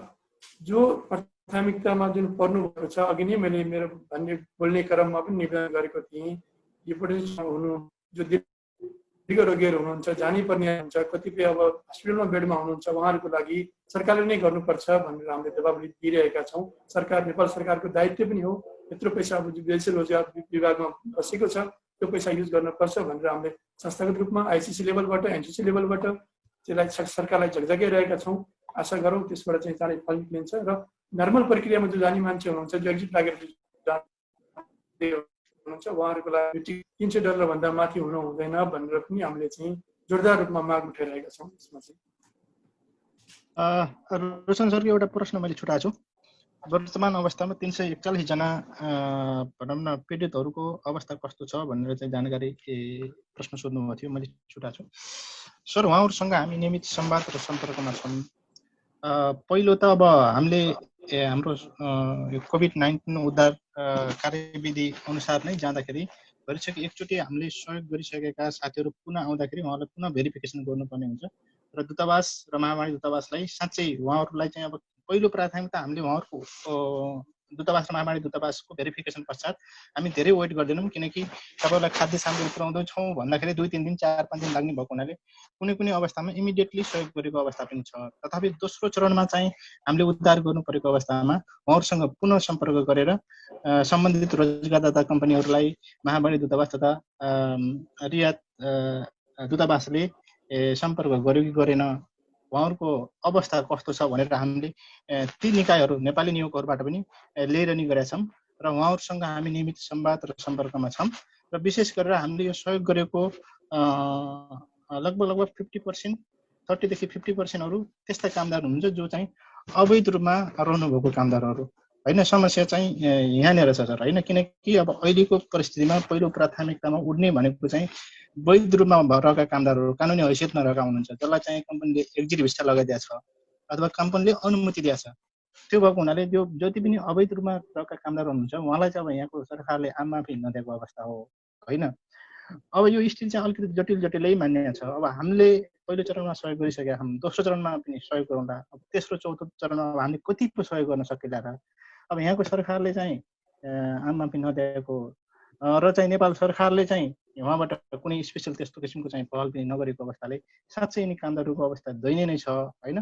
यसैको लागि चाहिँ अब हामीले अस्ति मात्र हामीले 7 बुँदे ज्ञापन पत्र सहित नेपाली दूतावास, महामारी दूतावासलाई चाहिँ सम्बोधन गरेर नेपाल सरकारको चाहिँ प्रधानमन्त्री कार्यालय, वैदेशिक रोजगार विभाग, परराष्ट्र मन्त्रालय र हाम्रो एनआरएनको सचिवालयलाई सम्बोधन सहित बुदार्थ सहित उहाँलाई ध्यान आकर्षण गराएको छौँ। विशेष हाम्रो प्राथमिकता भनेको यिनै कामदारहरू रहेको छ जो चाहिँ अवैध रूपमा रहनुभएको छ। उहाँहरूलाई कसरी उद्धार गर्न सकिन्छ, साँच्चै पीडित भनेको यहाँ नै हो। अब त्यो भएको हुनाले यिनको अवस्था चाहिँ हामीले नियमित फलोअप, नियमित सम्पर्क र संवादमा छँदैछौँ र यस अन्तर्गतको उहाँहरूको अवस्था भनेको यो हो सर। अधिकांश चाहिँ उद्धार गरिएका मध्ये उहाँहरूको समस्या कानुनी हैसियत अवैध रूपमा रहेको हुनाले यो अलिकति हाम्रो लागि पनि चुनौती रहेको छ। यही भन्ने कुरा चाहिँ प्रकाश पार्न चाहन्छन्। हस् त्यस अरू साथीहरूको जिज्ञासा हात उठाइदिनु होला।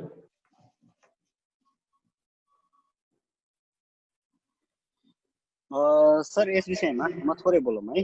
मेरो एउटा जिज्ञासा रहेको थियो। हुन त अहिले भर्खरै करिब अन्तिम चरणमा चाहिँ अन्तिम रूपमा चाहिँ हाम्रो तेसरले भन्नुभयो, जुन मसँग भएको प्रश्नमा चाहिँ केही भन्नुभयो, तर अलिकति मलाई चाहिँ अझै पनि यसमा क्लियर हुन मन लागेको भएर यो चाहिँ हाम्रो राजेन्द्र सर र तेसरलाई रहेन छ यो प्रश्न चाहिँ।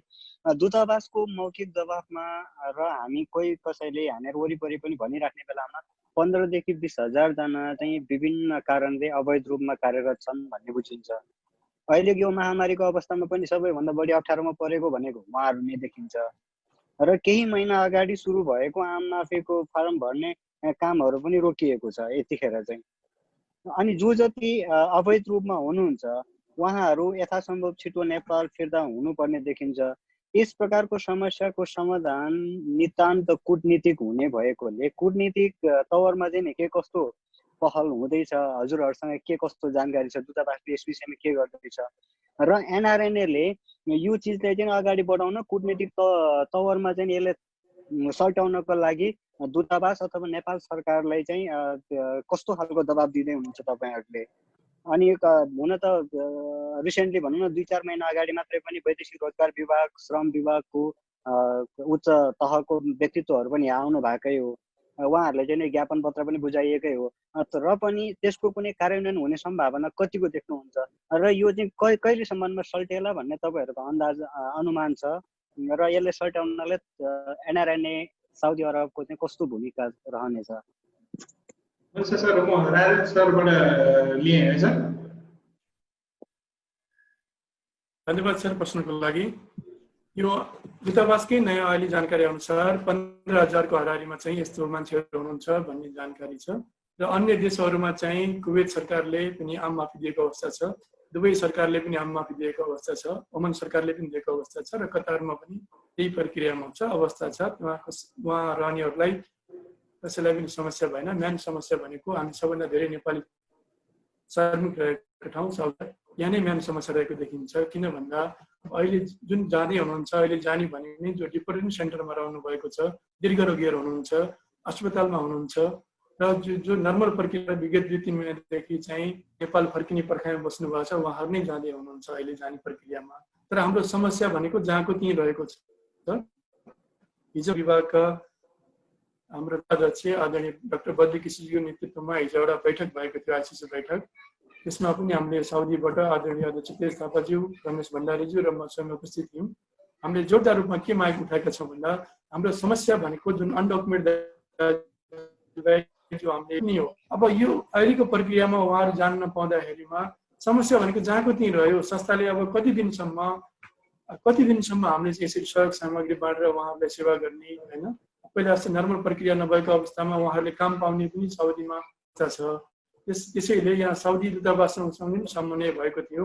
आदरणीय अध्यक्ष तेज थापाज्यू र मैले बारम्बार रूपमा यो समन्वय गर्ने गरेका छौँ साउदीहरूमा पनि। तर उहाँहरूले पनि चाहिँ परराष्ट्र मन्त्रालयमा गरिरहेका छौँ भन्ने जानकारी दिनुभएको छ। हाम्रो हिजो स्पेसल्ली हाम्रो हिजोको मिटिङबाट पनि आदरणीय अध्यक्ष कुमार पन्तज्यूले नेपाल सरकार मार्फत नै यो समस्याको समाधानको निम्ति पहल गर्नको लागि अनुरोध गरेका छौँ। आशा गरौँ यसले चाँडै निचोड निकाल्छ। ल रोशनजीको अघि एउटा कुरा थियो, त्यसमा मैले एउटा एड गर्न चाहेँ। हाम्रो अध्यक्षले चाहिँ प्रकाश पारिसक्नु भएको थियो, तर त्यसमा चाहिँ के छ भन्दा आज जति मान्छेहरू चाहिँ एक्जिट लागेको मान्छेहरू हुनुहुन्छ, 3 महिना पहिलेदेखि नै बसेको हुनुहुन्छ एक्जिट लागेर, र बाँकी चाहिँ इलिगली हुनुहुन्छ जसको अहिले काम छैन, बस्न पनि कोही साथीहरूमा बस्नु भएको छ, कोही कता बस्नु भएको छ। त्यस्तो अवस्थाका साथीहरूलाई सहयोग गर्ने गरेका छौँ हामीहरूले होइन। तर यो जति पनि सहयोग गरेका छौँ अघि मेरो अध्यक्षले निवेदन गरिसक्नु भयो, पूर्ण रूपमा दूतावाससँग सहकार्य गरेर दूतावासको चाहिँ समन्वयमा नै गरिरहेका छौँ भन्न चाहन्छु। शुक्रजीको प्रश्नमा अलिकति टाइम फ्रेम बारे जानकारी गराउन चाहे। शुक्रजी ठ्याक्कै हामीले चाहिँ टाइम फ्रेम दिन सक्दैनौँ, किनभने चाहिँ यो चाहिँ अलिकति कुटनीतिक तवरबाटै यो समस्याको समाधान हुनुपर्छ भन्ने चाहिँ हाम्रो अनुरोध छ विशेष गरेर। किनकि अब नेपाली कामदार गैर कानुनी रूपमा रहेका नेपाली मात्र नभएर अन्य देशहरूका पनि यहाँ गैर कानुनी रूपमा रहेका चाहिँ नेपाली मात्र नभएर आवासी कामदारहरू छन्। त्यो भएको हुनाले यहाँको सरकारले नै अलिकति चाहिँ त्यस्ता कामदारहरू जो चाहिँ विशेष गरेर पछिल्लो अवस्थामा कोभिड-19बाट सङ्क्रमित भएको छन्, यहाँको सरकारले एउटा टाइम फ्रेम दियो भने हामीलाई सहज हुनेछ। त्यसको लागि सहजीकरणको लागि हामी तयार छौँ। तथापि हामीले चाहिँ हाम्रो तर्फबाट चाहिँ दबाब दिने, सम्बन्धित पक्षलाई ध्यानाकर्षण गराउने काम चाहिँ जारी छ। अघि जोन सरले भने जस्तै विशेष हाम्रो माथिल्लो निकाय भनेको आइसिसी नै हो। हाम्रो पहिलो प्राथमिकता भनेको त्यही नै छ। सबभन्दा ठुलो चुनौती भनेको अवैध रूपमा रहेका नेपाली कामदार, उहाँलाई फर्काउनको लागि हाम्रो आइसिसीले चाहिँ नेपाल सरकार र एमबिसीहरूलाई पनि उहाँबाट चाहिँ आफ्नै लेभलबाट समन्वय गरिदिनु पर्यो भन्ने हाम्रो विशेष अनुरोध छ। र टाइम फ्रेम चाहिँ दिन सक्दैनौँ सर ठ्याक्कै भन्यो भने हामीबाट चाहिँ कहिलेसम्म हुन्छ भन्ने हामीले यसलाई प्रकाश गर्न नसकेको अवस्था हो। यही भन्ने जानकारी गराउन चाहन्छु। भनेपछि सर अब हामीले के यसरी बुझौँ सर, भनेपछि अहिलेसम्म चाहिँ कूटनीतिक तवरमा कुनै पनि त्यो खालको विषयमा अहिलेसम्म कुनै पनि छलफलै नभएको भनेर बुझौँ कि कस्तो छ? होइन छलफल त भएछ नि। अघि हाम्रो जुन सरले जानकारी दिइसक्नु भयो, हाम्रो आइसिसीमा चाहिँ होइन हाम्रो एनआरएनएले ल नेपाल सरकारसँग चाहिँ भयो, तर नेपाल सरकारको कूटनीतिक नियोग तवरबाट यहाँको कूटनीतिक क्षेत्रसम्म मतलब सरकार टु सरकार चाहिँ कुनै अहिलेसम्म त्यस्तो छलफलहरू भएको छैन? त्यो चाहिँ अब हाम्रो रूपमा यो चाहिँ यहाँको चाहिँ राष्ट्र मन्त्रालय साउदी प्रणालीमा र यहाँको साथमा यो कुराहरू उठाउनु भन्दा चाँडो यथाशीघ्र फर्काइ राष्ट्र मन्त्रालयबाट एनएनआर मार्फत यसरी जाओस् के चाँडै स्वदेश फिर्ता गराउन सकियोस् भन्ने नै हाम्रो पहल छ। आशा सुचारू हुन्छ सर। हाम्रो शैलो मलाइबाट हात उठाउनु भएको छ सर।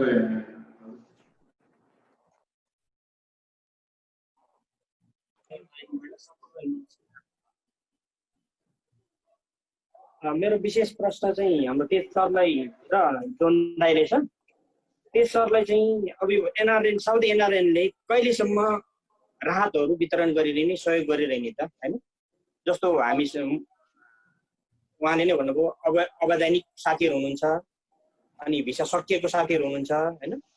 त्यसै गरी अझ कति चाहिँ कम्पनीले अकाउन्ट नबनाएको कोरोनाकै कारणले भनेर उनीहरूले भनेको अहिलेसम्म अब यो कहिले बन्छ त अकामा भन्दाखेरि पनि अब यो यसको कुनै टुङ्गै छैन। यस्तै कुराहरू रहँदाखेरि हामीले तपाईँ एनआरएनले कहिलेसम्म त पाल्ने, अब भनौँ पाल्नै पर्यो। जस्तो आज हिजो चाहिँ तपाईँहरूले 5 किलो चामल 5 किलो दाल तपाईँहरूको के छ त्यो मापदण्ड अनुसार दियो। अब त्यस अघि सन्तोष सरले भने चाहिँ पुनः कहिलेसम्म बाँड्ने हो त? एउटा त्यो भयो होइन। अब यसलाई चाहिँ कहिलेसम्म पाल्ने, जस्तो 3 महिना 6 महिना?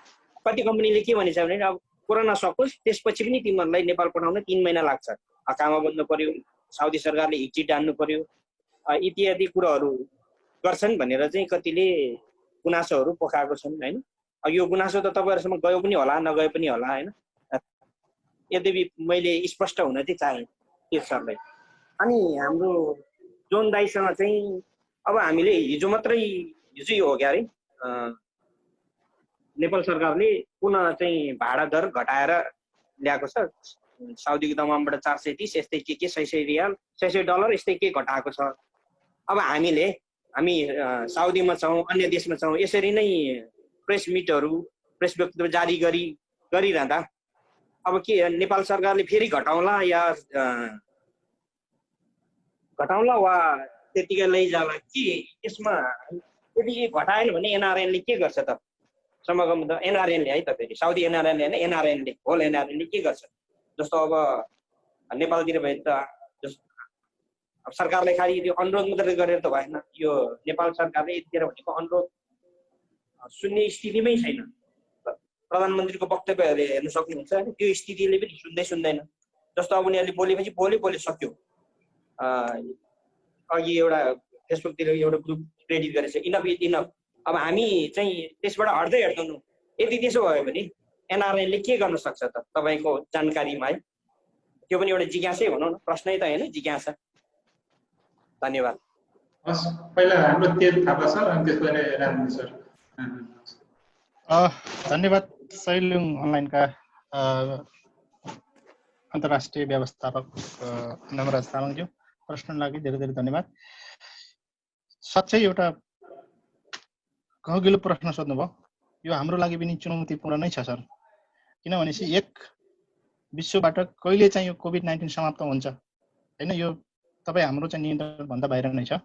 र आशा गरौँ कि छिटोभन्दा छिटो चाहिँ कोभिड-19 को हल निस्कियोस् र साउदी अरबमा पनि त्यस्तो किसिमको चाहिँ एउटा हल निस्कियोस् र यहाँ समाधान भएको त्यो हामीले आशा गर्ने हो। तथापि हामीले चाहिँ यो चाहिँ हाम्रो साधन स्रोत संयन्त्र र चाहिँ कोष जहिलेसम्म हामीले चलायमान गराउन सक्छौँ र जहिलेसम्म यहाँ साउदी अरबमा वास्तविक पीडित रहेको हामीलाई चाहिँ भेरिफिकेसन भएर एउटा सूची तयार हुन्छ त्यतिखेरसम्म हामी अन्तिम पलसम्म चाहिँ अन्तिम प्रहरसम्म हामीले यो हाम्रो मानवीय राहत सामग्रीहरू उपलब्ध गराउने हामीले प्रतिबद्धता जाहेर गरेका छौँ र संस्थाले पनि त्यही अनुसारको चाहिँ कार्यनीति र व्यवस्थापन गर्दै अगाडि जानेछ।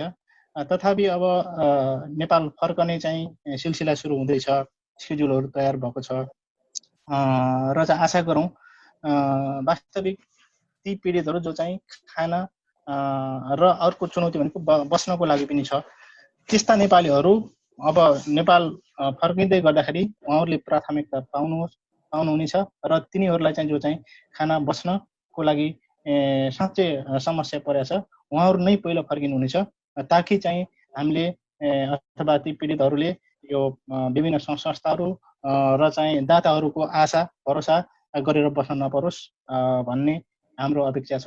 र यो समय सीमा चाहिँ अब त्यतिखेरसम्म हामीले अघि नै मैले भने हाम्रो साधन स्रोत संयन्त्र र हाम्रो चाहिँ दिलो ज्यानले भ्याएसम्म हामीले यसलाई जारी राख्छौँ जबसम्म साउदी अरबमा नेपालीहरूलाई यस्ता किसिमका केसहरू जो चाहिँ कोभिड-19बाट प्रभावित भएर उहाँहरू साँच्चै पीडित हुनुभएको छ त्यसलाई हामी जारी राख्ने जानकारी गराउन चाहन्छौँ। तथापि अघि नै हामीले चाहिँ प्रकाश पारिसकेका छौँ कि हामीले सिधै हाम्रो कोषमा भएको रकम इमिडिएटली सकिहालौँ, हामीसँग यति छ वितरण गरौँ सिधै हाम्रो जिम्मेवारी खत्तम भयो भन्ने किसिमको हाम्रो संस्थाको लक्ष्य पनि छैन, उद्देश्य पनि छैन। पहिलो प्राथमिकता भनेको चाहिँ सम्बन्धित रोजगारदाता कम्पनीलाई नै चाहिँ जिम्मेवार बनाउने र नेपालबाट चाहिँ पठाउने जो चाहिँ मेन पावर कम्पनी हुनुहुन्छ उहाँहरूलाई जिम्मेवार बनाउने र चाहिँ यहाँ रहेका नेपाली नियोगहरूलाई पनि जिम्मेवार बनाउने र त्यसपछि उहाँहरूसँग कुनै पनि विकल्प नभएको अवस्थामा संस्थागत रूपमा चाहिँ सहयोग गर्ने हाम्रो एउटा कार्यनीति छ, रणनीति छ र कार्यविधि छ। त्यसलाई नै अवलम्बन गर्दै हामी अगाडि बढेको अवस्था हो। हुन्छ सर, राजेन सरबाट पनि लिइहालेँ। धन्यवाद नवराज सर।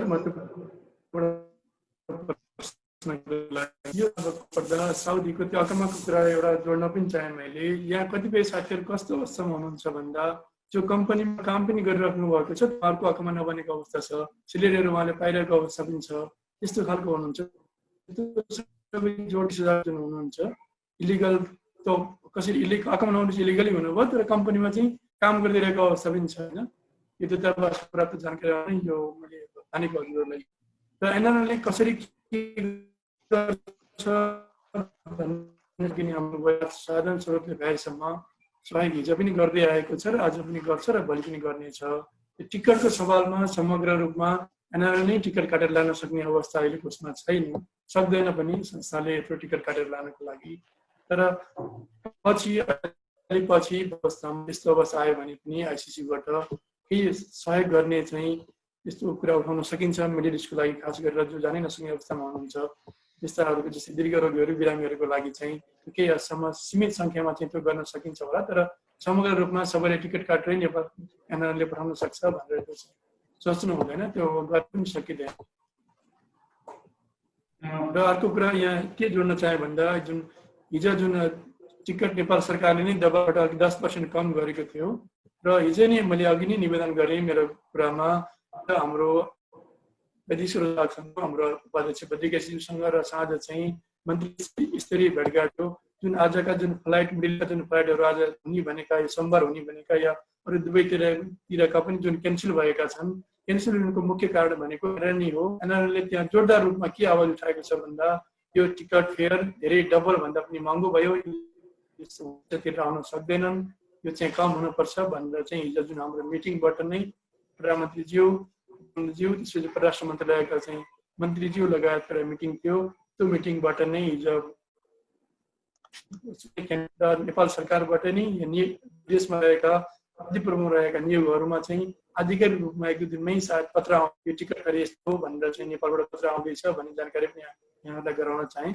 हिजोको मिटिङबाट चाहिँ हाम्रो भएको कुरा थियो र अझै मात्रै पनि हाम्रो अफिस बिआर मिटिङ थियो भर्खर आधा घन्टा अगाडि मिटिङ सिद्ध्याएरै यहाँ जोइन यो जानकारी गराउन चाहेँ यहाँहरूलाई।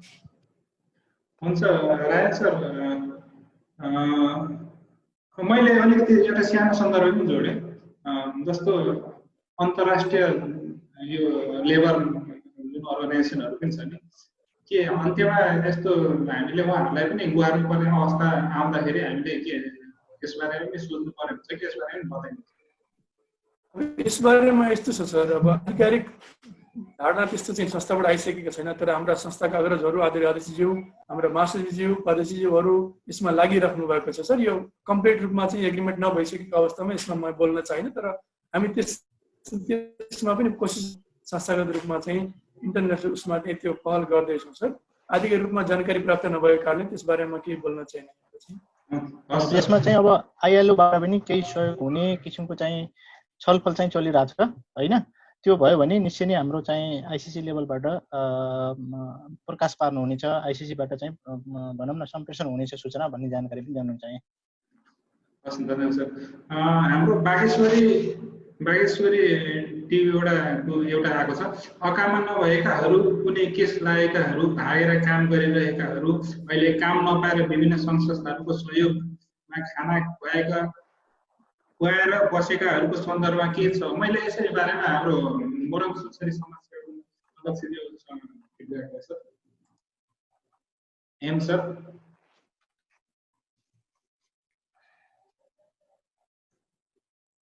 हुन्छ एम सर रेडी हुनु। हाम्रो टेक सरबाट लिएँ sir. Take sir,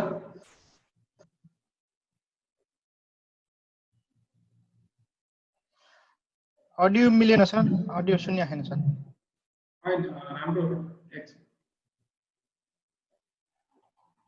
take sir सुन्दै हुनुहुन्छ?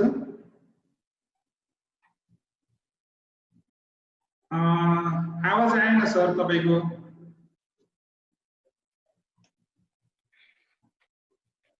हजुर अहिले सुन्यो सर? हजुर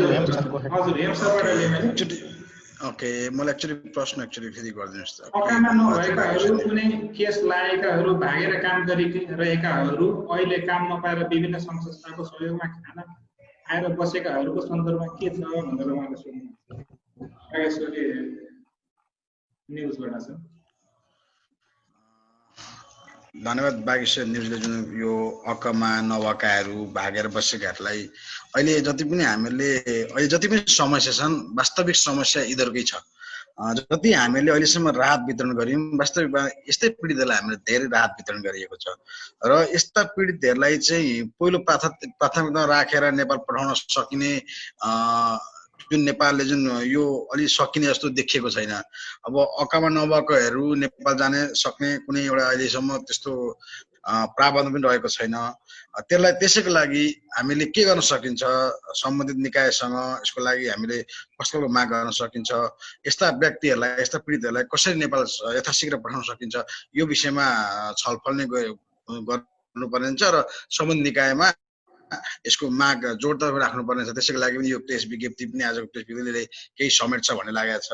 र अर्को कुरो, अब सबभन्दा सुरुमा त अकामा नभएकालाई कम्पनीले अकामा बनाइदिनै पर्ने अवस्था छ, त्योभन्दा अरू उपाय छैन। अब त्यसको लागि कूटनीतिक पहल नै आवश्यक पर्छ र नेपाल सरकार र यहाँको सरकारसँग नेपाल सरकारले कूटनीतिक पहल गरेर यस्ता समस्याहरूलाई सावधान गर्नको लागि चाहिँ एनआरएनए ले पहल गरोस् भन्ने नै मेरो पनि चाहना हो।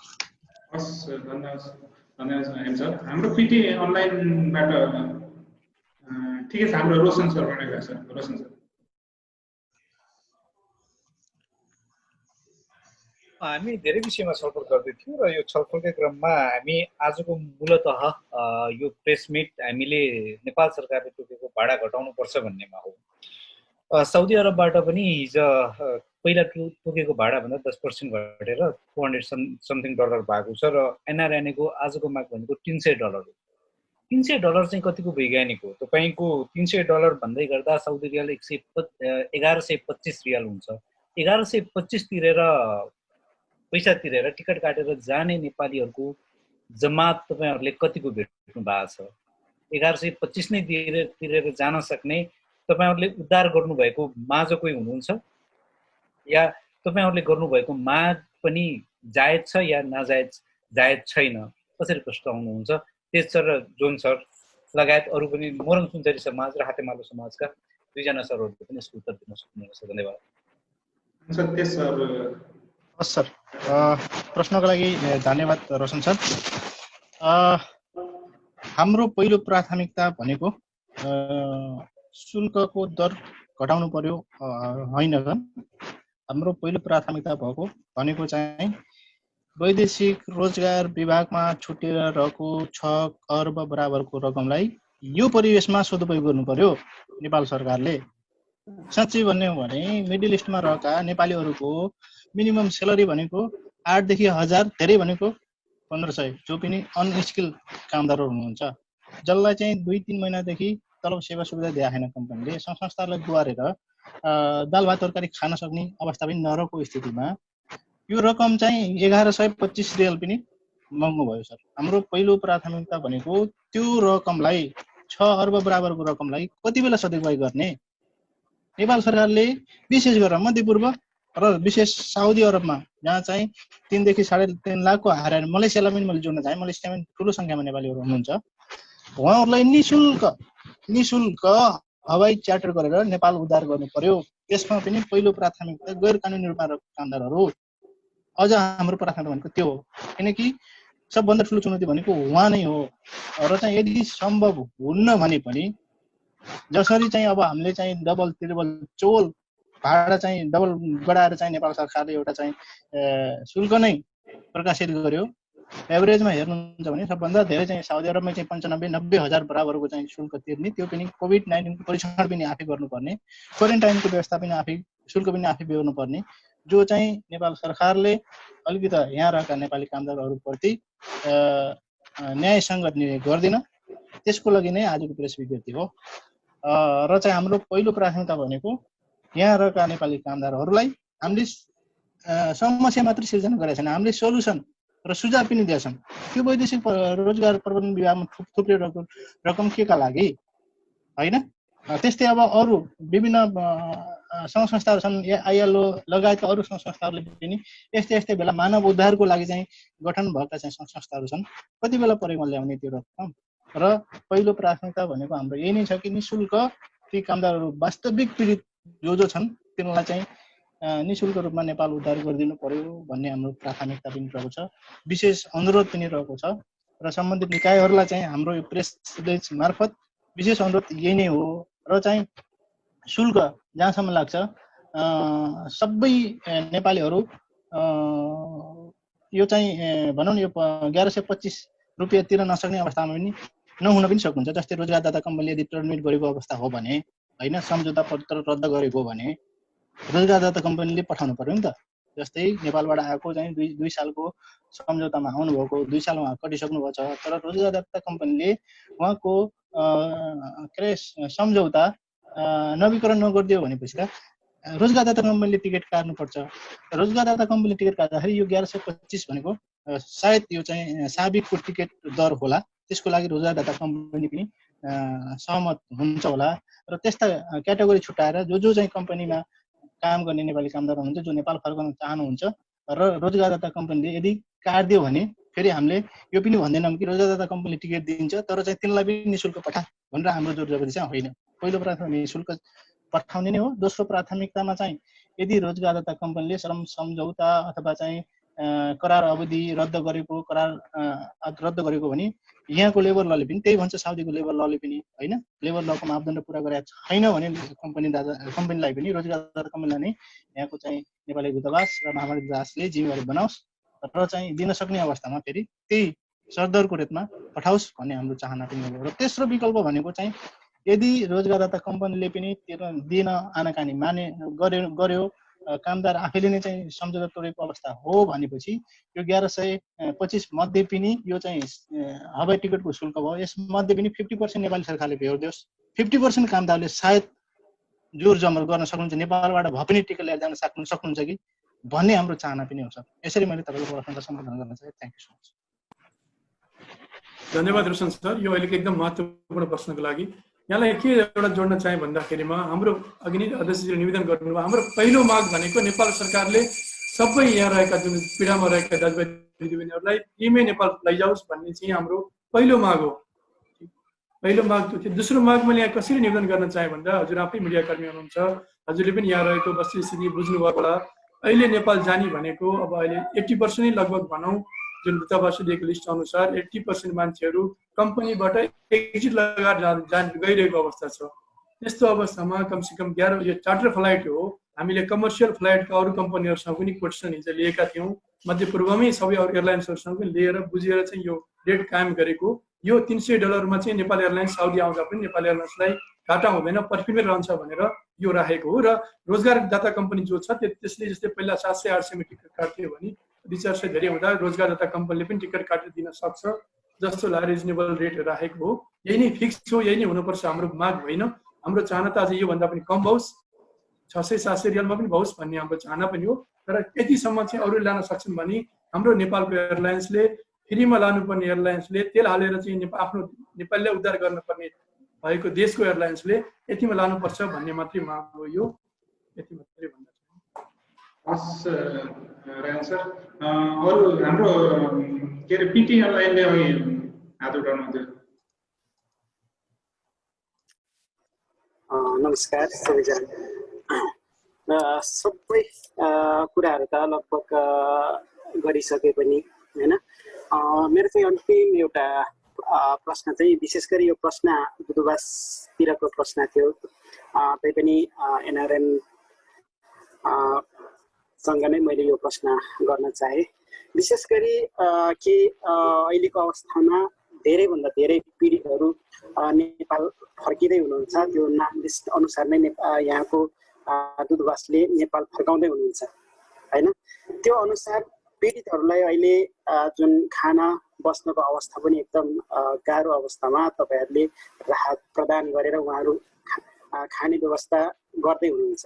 यो अवस्थामा त्यत्रो 500 देखि $800 टिकट काटेर यदि जान सकेन भने कतै दूतावासले केही दिन अगाडि दुबईदेखि नेपाल उडेको एरोप्लेन जहाजमा पनि सम्बन्धित नामावली नभएर अर्कै नामावलीको व्यक्तिहरू जहाजमा उडेको त्यो सबैलाई अवगत नै भएको कुरा हो।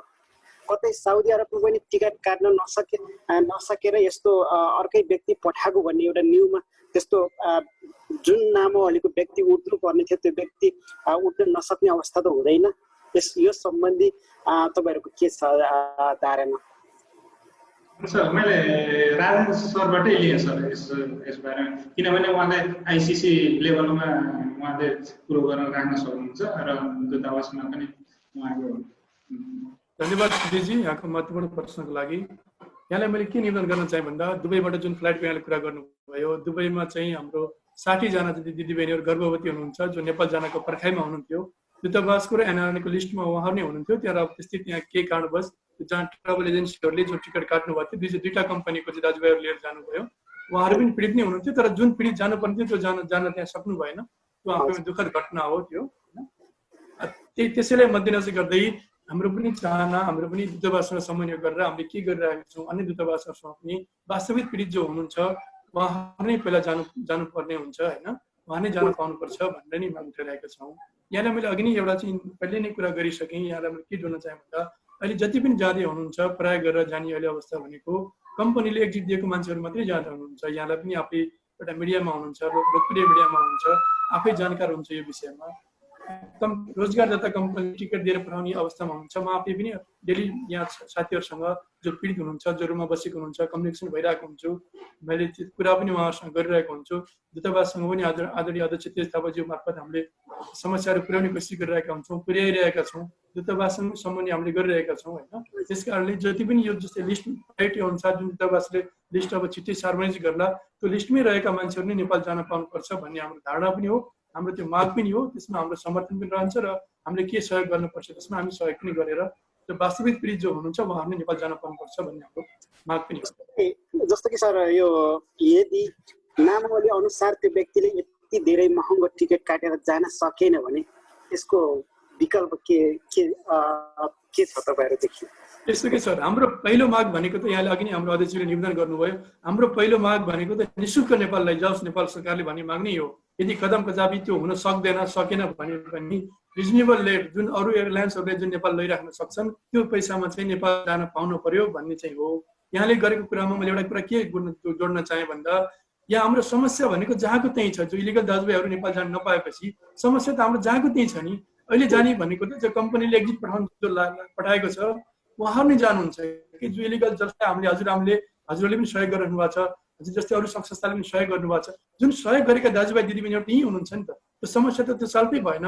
त्यसको लागि पनि समस्या समाधान गर्नु पर्यो भनेर हामी दूतावाससँग पनि सहकार्य गरेका छौँ र हाम्रो माथिल्लो निकायबाट नेपाल सरकारलाई पनि घचघच्याइरहेका छौँ। हस् राम सर, अरू कोही मिडियाको साथीहरूबाट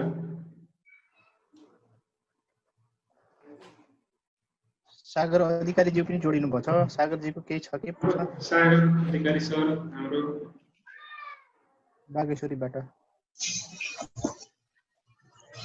सर सबैले नमस्कार सरहरूलाई। मेरो चाहिँ सबैले नमस्कार सर, साउन्ड आइरहेछ? सर मेरो चाहिँ स्पेसल एनआरएनलाई हजुर दुईजना हुनुहुन्छ, राजेन्द्र सर र मैले उहाँलाई चिनेको चाहिँ तेज सर हुनुहुन्छ। उहाँको चाहिँ अब हिजो मैले कुमार पन्त सरको स्ट्याटस देखेको थिएँ। उहाँ चाहिँ अब चार्टर गर्न मिल्ने, प्राइभेट चार्टर गर्न मिल्ने र चार्टर गरेर नेपाल जान मिल्ने भन्ने कुरा सुनेको थिएँ। यसको लागि पनि एनआरएनले स्पेसल एउटा चाहिँ के काम गरोस्, कतै चार्टर गरेर लाँदाखेरि अथवा कुनै airlines other than Himalaya airlines त्यो सम्भव छ, त्यसमा चाहिँ लो फेयर पर्छ भने त्यो पनि एउटा चाहिँ एनआरएनले अलिकति त्यसमा चाहिँ डिटेलमा यसो बुझोस्, रिसर्च गरोस् एक जस्तो लाग्छ। अनि त्यो मैले बुझेको थिएँ। अनि सेकेन्डमा चाहिँ जस्तो अब यहाँ धेरै पीडित छन् भन्ने देखियो, को एकदम इमर्जेन्सी लेभलमा छ अहिले। अब यिनीहरूलाई मैले चाहिँ कस्तो बुझ्छु भने यिनीहरूलाई छिटै नेपाल पठाइयोस् के, किनकि अब यहाँ बस्दा बस्दा यिनीहरू एकदम मानसिक समस्या आउनेदेखि लिएर धेरै अरू प्रब्लमहरू आउला जस्तो देखिरहेछ। उनीहरूलाई चाहिँ छिटै नेपाल पठाएर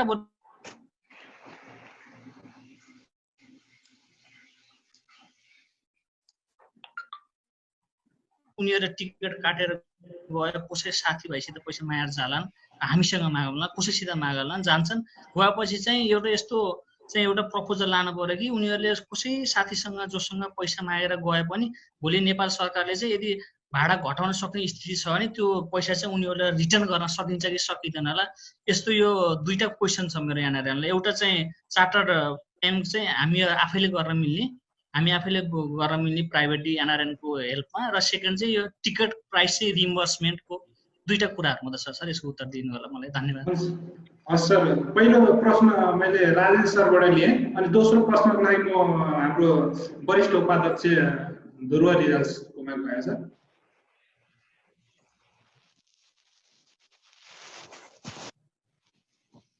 राजेश सर। हजुर, धन्यवाद सागर सर प्रश्नको लागि। यसमा यस्तो छ सागर सर, हाम्रो चाहना भनेको पनि मैले अघि नै निवेदन गरिरहेको छु बार बार, फर्स्ट प्रायोरिटी भनेको नेपाल सरकारले लैजाओस् भन्ने नै छ। यदि कदम कदापि त्यो हुन सकेन भने होइन, जुन बजेट एयरलाइन्सहरू छन्, अरू एयरलाइन्सहरू छन्, यो $300 भन्ने जुन अघि मैले यहाँ प्रस्ताव गरेँ हजुरहरूलाई, $300 हुनुपर्छ भन्न खोजेको पनि होइन। हाम्रो चाहना भनेको 500 रियालमै टिकट होस् भन्ने चाहना पनि हो। तर अन्य एयरलाइन्सहरूसँग बुझ्दाखेरिमा यो चार्टर फ्लाइट भएको कारणले 1125 रियालसम्म चाहिँ साउदीबाट लान सकिने भन्ने खालको चाहिँ प्रस्ताव हिजो हामीले पाइयो। त्यस कारणले नै यो यहाँ मैले हजुरहरू समक्ष राखेको हो। मेरो चाहना त के भन्नुहुन्छ भने कमसेकम यहाँ दुःख पाएको दाजुभाइ दिदीबहिनीहरूलाई सरकारले नै लैजाओस् भन्ने हाम्रो माग पनि छ।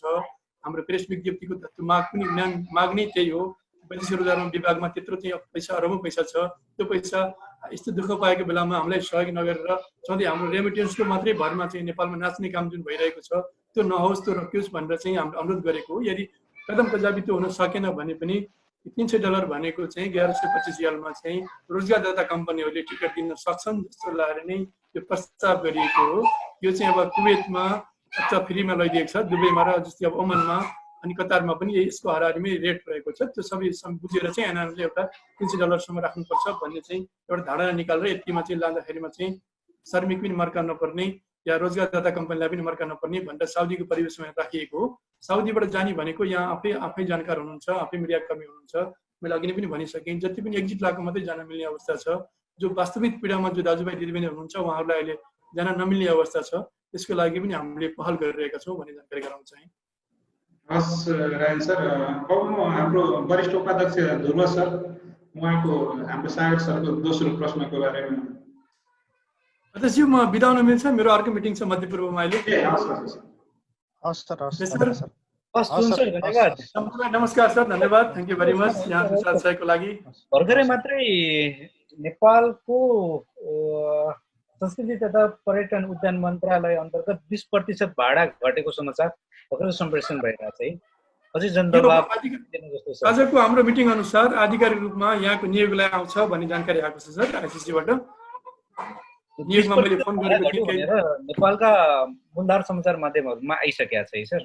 सञ्चार माध्यममा आइसकेको छ र आधिकारिक रूपमा चाहिँ यहाँ नआएको कारणले त्यो चाहिँ अहिले त्यो चाहिँ साउदीको हकमा चाहिँ 430, 465 र 490 $590 तोकिया छ।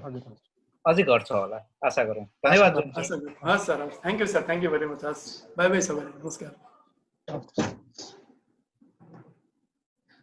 अरू अब लगभग सबै हाम्रो प्रश्नहरू जिज्ञासाहरू हाम्रो सबै भइसकेको जस्तो छ।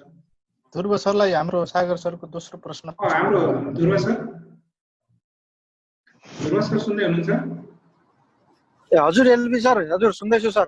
हजुर, हाम्रो सागर अधिकारी सरको दोस्रो प्रश्न थियो, मैले हजुरबाट लिएछु। मैले सायद त्यो प्रश्न राम्रोसँग जस्तो लाग्यो। के थियो सर? म रिपिट गरिदिन्छु है त सर।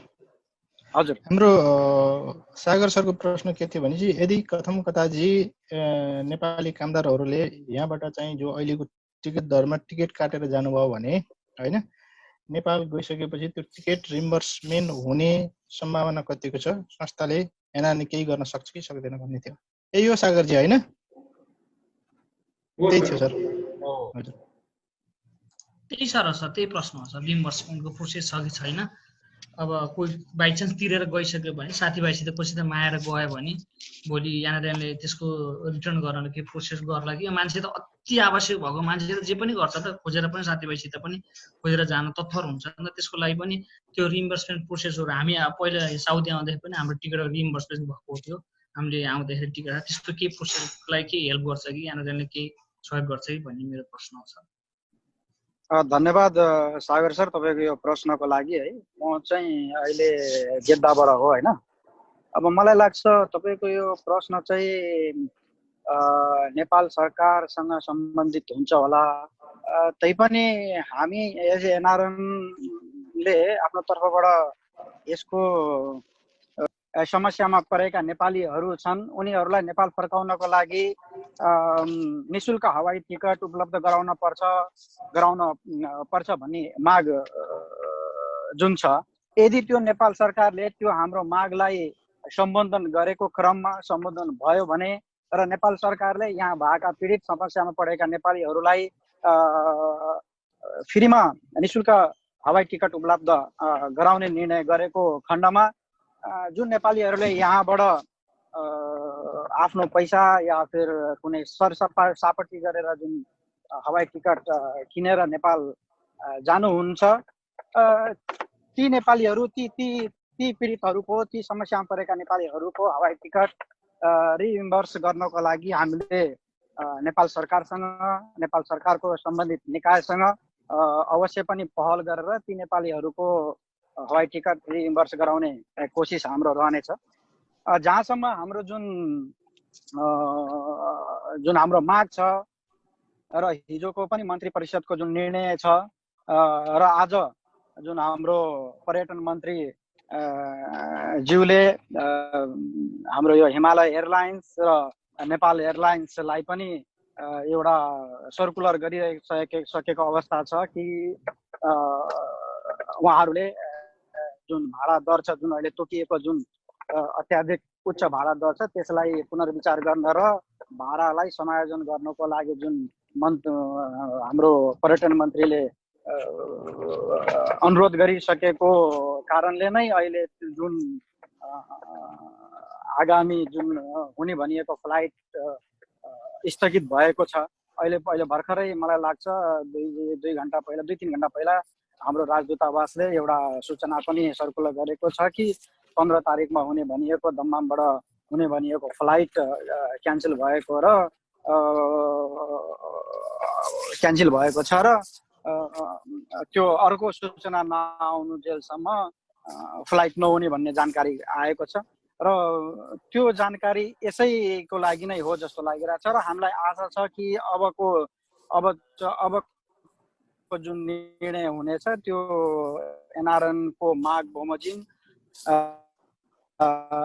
पनि हुनेछ जस्तो लाग्छ। सूचना आउँछ, भाडा दर आउँछ, त्यो भाडा दर न्यूनतम भाडा दर हुनेछ र एनआरएनले जसरी माग उठाइरहेको छ, हामीले जसरी माग उठाइरहेको छौँ, त्यसैलाई सम्बोधन हुने किसिमको भाडा दर कायम हुन्छ भन्नेमा हामी विश्वस्त छौँ। र तपाईँहरू जुन यहाँ साउदी अरबमा जति पनि मिडिया कर्मी साथीहरू हुनुहुन्छ, जो मिडियामा आबद्ध हुनुहुन्छ, उहाँहरूको पनि साथ र सहयोग हामीलाई जरुरी छ। उहाँहरूले पनि यहाँको वस्तुगत स्थिति, यहाँका पीडित, यहाँका जुन समस्यामा परेका जति पनि पीडितहरू हुनुहुन्छ, उहाँहरू जुन स्तरको पीडितहरू हुनुहुन्छ, उहाँले जसरी नेपाल जानको लागि जुन भाडा दर छ, जुन अहिलेको उच्चतम भाडा दर छ, त्यो तिरेर जान सक्ने अवस्था छैन। त्यसलाई हाम्रा मिडिया कर्मीहरूले नेपाल सरकार सामु पुर्याइदिनु पर्यो भन्ने मेरो तपाईँहरू माझ मेरो एउटा अनुरोध पनि छ र तपाईँहरूलाई यहाँको वस्तुगत स्थिति राम्रोसँग थाहा भएको हुँदाखेरि तपाईँहरूले ती पीडितहरूको समस्या नेपाल सरकार सम्बन्धित निकायसम्म आफ्नो च्यानल मार्फत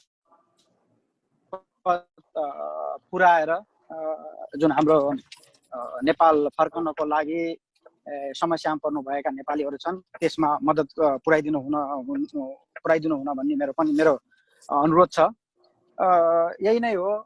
हामीले चाहिँ जुन रिइन्बर्समेन्टको कुरा छ, यदि नेपाल सरकारले त्यो फ्री टिकटको व्यवस्था गरेको खण्डमा हामी ती नेपालीहरूको रिइन्भर्समेन्टको लागि एकदम पहल गर्नेछौँ नेपाल सरकारसँग, नेपाल सरकारको सम्बन्धित निकायसम्म।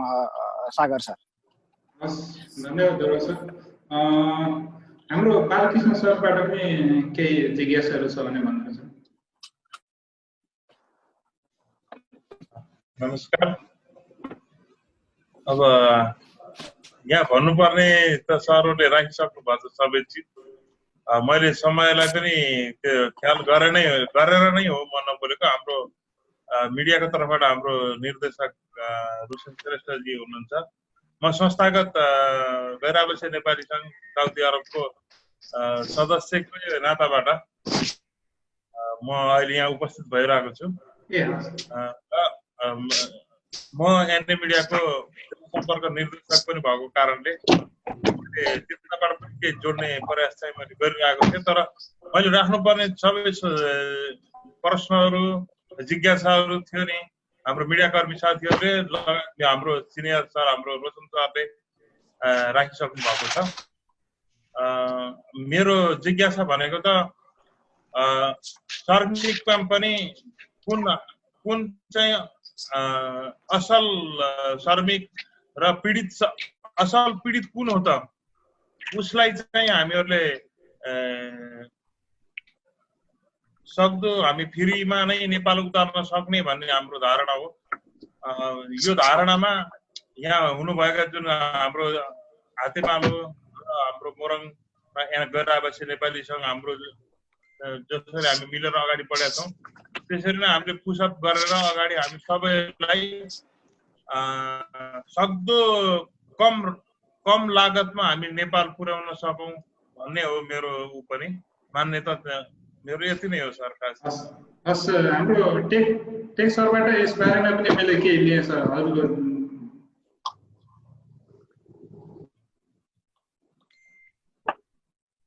सर, टेक सरको रिकर्डिङमा खराबी भयो आज।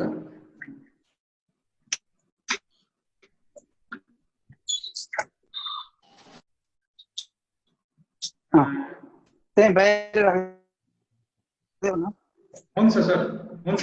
हाम्रो उहाँको उसमा कम फेयरमै अलिक सहुलियतपूर्वक सम्पूर्ण हाम्रो यो के अरे रियल पीडितलाई पठाउन कोसिस गरौँ भन्ने यस बारेमा के सरबाटै लिन्छ। हजुर, हाम्रो बालकृष्णज्यू जिज्ञासाको लागि धन्यवाद। डेफिनेटली सर, अब हाम्रो चाहिँ प्राथमिकता भनेको त्यही नै छ। अब हाम्रो उद्धारबाट लिएर रिपार्टेसनसम्मको हाम्रो चाहना भनेको त्यही हो। र चाहिँ अघि नै हाम्रा सरहरूले पनि पिटी अनलाइनबाट चाहिँ जहाँ हाम्रो मिडियाकर्मी साथीहरूले पनि एउटा ध्यान आकर्षण गर्नुभएको छ, दुवैबाट जो रियल पीडित नेपाल फर्कने पर्खाइमा हुनुहुन्थ्यो ती व्यक्तिहरू नगएर चाहिँ अर्को छुट्टै कम्पनीले जसरी चाहिँ टिकट हवाई शुल्क बेहोर्यो र चाहिँ नेपालमा चाहिँ क्वारेन्टाइनको शुल्क समेत त्यसले तिर्दिएको जानकारी हामीलाई प्राप्त भएको छ। त्यस्तै किसिमको चाहिँ भनौँ न अलिकति दुःखद परिस्थिति यहाँ पनि सिर्जना नहोस् भन्नको लागि हामी सजग छौँ। त्यसको लागि चाहिँ अब हामीले सम्बन्धित निकाय, नेपाल सरकार, साउदीमा रहेका दुईवटा नेपाली नियोगहरू, नेपाली दूतावास रियाद र चाहिँ महामारी दूतावास जेद्दासँग समन्वय, सम्पर्क र चाहिँ सहकार्य गर्ने हाम्रो चाहिँ चाहना छ र त्यही अनुसार हामी किप इन टचमा पनि छौँ सर। त्यस सर, अब हामी अन्त्यतिर लागौँ होला। अब हाम्रो प्रवक्ता जो जोडिनु भएको छ विष्णु नेपालले, अब म लास्ट टाइम हाम्रो विष्णु नेपालले सरले समग्र रूपमा सम्बोधन गर्ने आग्रह गरेँ। अनम्युट गर्नु सर।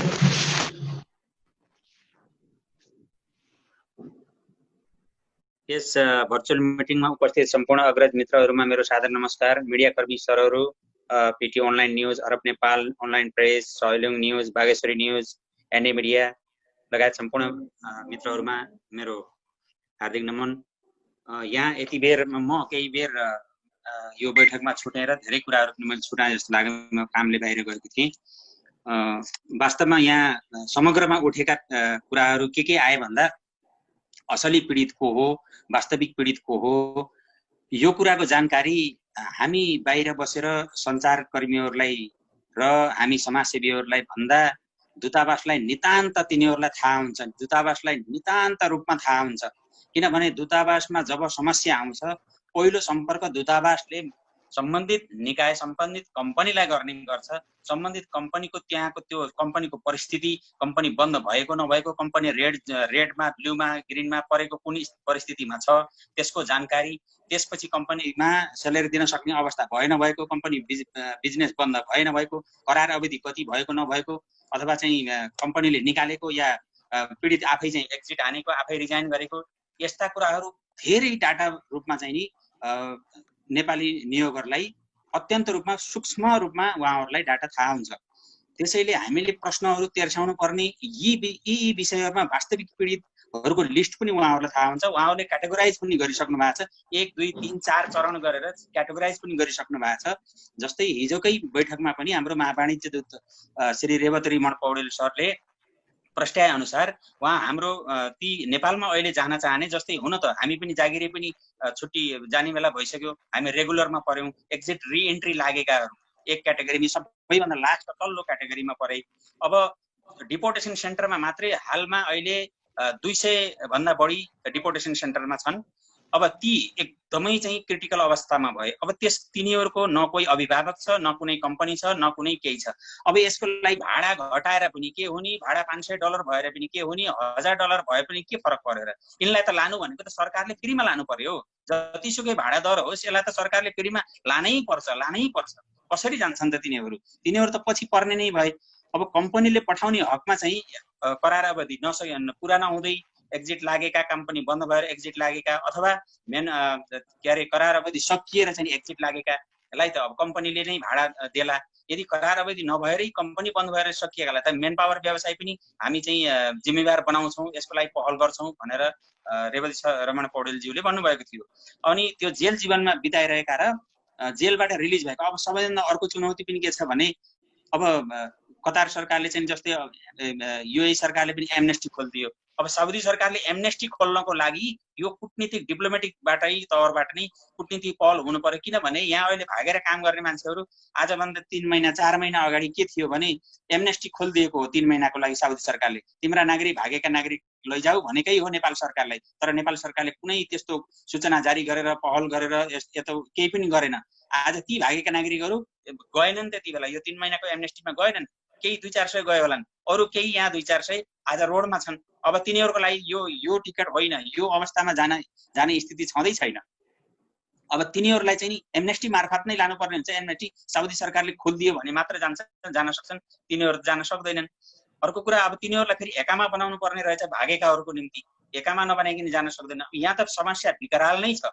अब अघि हाम्रो अध्यक्षज्यूले भनिसक्नुभयो भाडा दर, अब अनि हाम्रो मध्यपूर्व सहसमितिज्यूले भनिसक्नुभयो भाडा दर चाहिँ एनआरएलले चाहिँ छलफल गरेर रिजनेबल $300 हो भन्दाखेरि अब कतारमा पनि ओमानमा पनि $279 भने अनुसार चाहिँ यसो सामान्य रूपमा हेर्दाखेरि अब एकतर्फी उडान रित्तो हुने, एकतर्फी हुने हुनाले सायद नर्मल 700-800 रियालमा चाहिँ यहाँबाट चाहिँ जाने गर्थे भने 700 देखि अब 800 रियाल, अब एकदम सिजनमा चाहिँ पानी पनि नदिकन लैजाने एयरलाइन्सहरूले त्यो जुन बिजनेस कम्पिटिसनमा हुन्थ्यो ड्युरिङ बिजनेस कम्पिटिसन सेसनमा चाहिँ त्यति बेला 600 मा पनि लाने गर्थे भने अब यो कोरोनाको कहरमा चाहिँ चार्टर गर्नुपर्ने हुन्छ। 500 डलरमा $300 भन्नुभयो, त्यो चाहिँ रिजनेबल होला। अब त्यो कसको लागि रिजनेबल हो, कम्पनीले देला भन्ने आशा। तर त्यो $200 नै $100 नै भए पनि यस्ता दुःख पाएको लागि त यो $100 पनि धेरै नै हो। त्यही भन्न चाहन्छु। मेरो आफ्नो यति बेरको विचारहरू पोखेँ मैले र मेरा भनाइहरू पनि यति नै हुन्। र हामी यसकै लागि चाहिँ अब एकचोटि चाहिँ हाम्रा मिडियाकर्मी साथीहरूले चाहिँ संयुक्त रूपमा यस्तै प्रश्नहरूलाई चाहिँ समेटेर एकपटक चाहिँ हाम्रो कूटनीतिक नियोगहरूसँग पनि यही किसिमको बैठक राख्छ र हामीलाई पनि सुन्ने मौका अथवा दिनुहुन्छ कि भन्ने पनि म आशा गर्दछु। धन्यवाद। प्रवक्ता हाम्रो विष्णु नेपालज्यू, अब हामी लास्टतिर आएका छौँ। सायद प्रश्नहरू हाम्रो सञ्चारकर्मीहरूको प्रश्नहरू पनि सबै जिज्ञासाहरू पनि सकिए जस्तो लाग्छ। के भन्नुहुन्छ तेज सर? हजुर अब अन्तिमतिर जाउँ होइन, फाइनलाइजेसन गरौँ कि कस्तो होइन। अब अन्तिम सेसनमा केही हाम्रो कोषाध्यक्षज्यूसँग केही छ भने हाम्रो साथीहरूले जिज्ञासा राख्न सक्नुहुन्छ। 1 मिनेटको लागि समय दिन चाहे मैले। कोषाध्यक्षज्यू मार्फत केही छ भने अथवा चाहिँ हाम्रो कोषको केही छ भने जानकारी पाऊँ, होइन भने अन्तिम गरौँ होइन सर?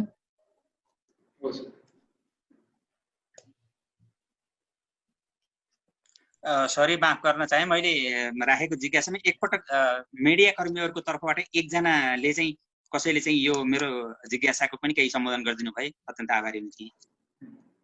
हुन्छ, रोशन सरबाटै लिएँ नि त मैले। यो 22 वर्ष भयो सर, यो हाम्रो मिडिया कर्मीले सोध्ने कुरा अब मिडिया कर्मीलाई सोधियो सर। होइन, विष्णु नेपाली सरले उठाउनु भएको कुरामा चाहिँ मेरो पूर्णतया सहमति है। उहाँले जे कुरा उठाउनु भयो, जसरी उठाउनु भयो, जसरी विश्लेषण गर्नुभयो, आइ एम टोटली एग्री हुने, त्यसमा कुनै दुई मत छैन। उहाँले भन्नुभएको कुरा, उहाँले भनेको म 2-4वटा कुरामा चाहिँ एकदमै पूर्णतया सहमति, र उहाँले उठाउनु भएको कुरा चाहिँ 100% जायज भन्छु। जुन हामीले अगाडिको डिस्कसनहरूमा कतिपय एङ्गलबाट हामीले त्यसलाई सम्बोधन गर्न अलिकति छुट्याएका छौँ कि जस्तो पनि लाग्छ।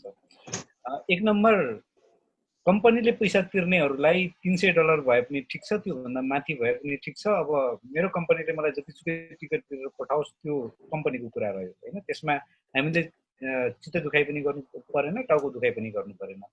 जसले आफूले पैसा हाल्ने, जुन अघि एनआरएनएकै तर्फबाट पनि 341 जनालाई हामीले राहत वितरण गरिरहेको छौँ भन्नुभएको छ। तिनीहरूलाई त भोलि गएर $200 भयो भने पनि पैसा भएन भने त कसरी जाने? त्यो जान सकिने अवस्थाहरू हुँदैन। यस्तै कुराहरू उहाँले जुन जसरी उठाउनु भयो त्यसमा आइएम टोटली एग्री। र thank you very much Vishnu sir, तपाईँ बिचमा छुट्यायो भन्नुभयो, तर हामीले छुट्याएको कुरा पनि तपाईँले समग्र रूपमा आएर जोड दिनु भएको छ, त्यसको लागि thank you very much from my side है। Thank you. त्योभन्दा खासै के भन्नुपर्ने छैन सर। अन्त्यमा बरु तपाईँहरूको प्रेस विज्ञप्तिको फोटो र सफ्ट कपी छ भने पनि हामीलाई यसो प्रोभाइड गर्नु होला, सम्प्रेषणको लागि हामीलाई सजिलो हुन्छ है सर। हुन्छ, अहिले हामी सबै हाम्रो जोन सबै ठिकै छ, हामी प्रोभाइड गरेछौँ ग्रुप पिक्चर। अब त्यसमा के गर्नु सर? अन्त गरौँ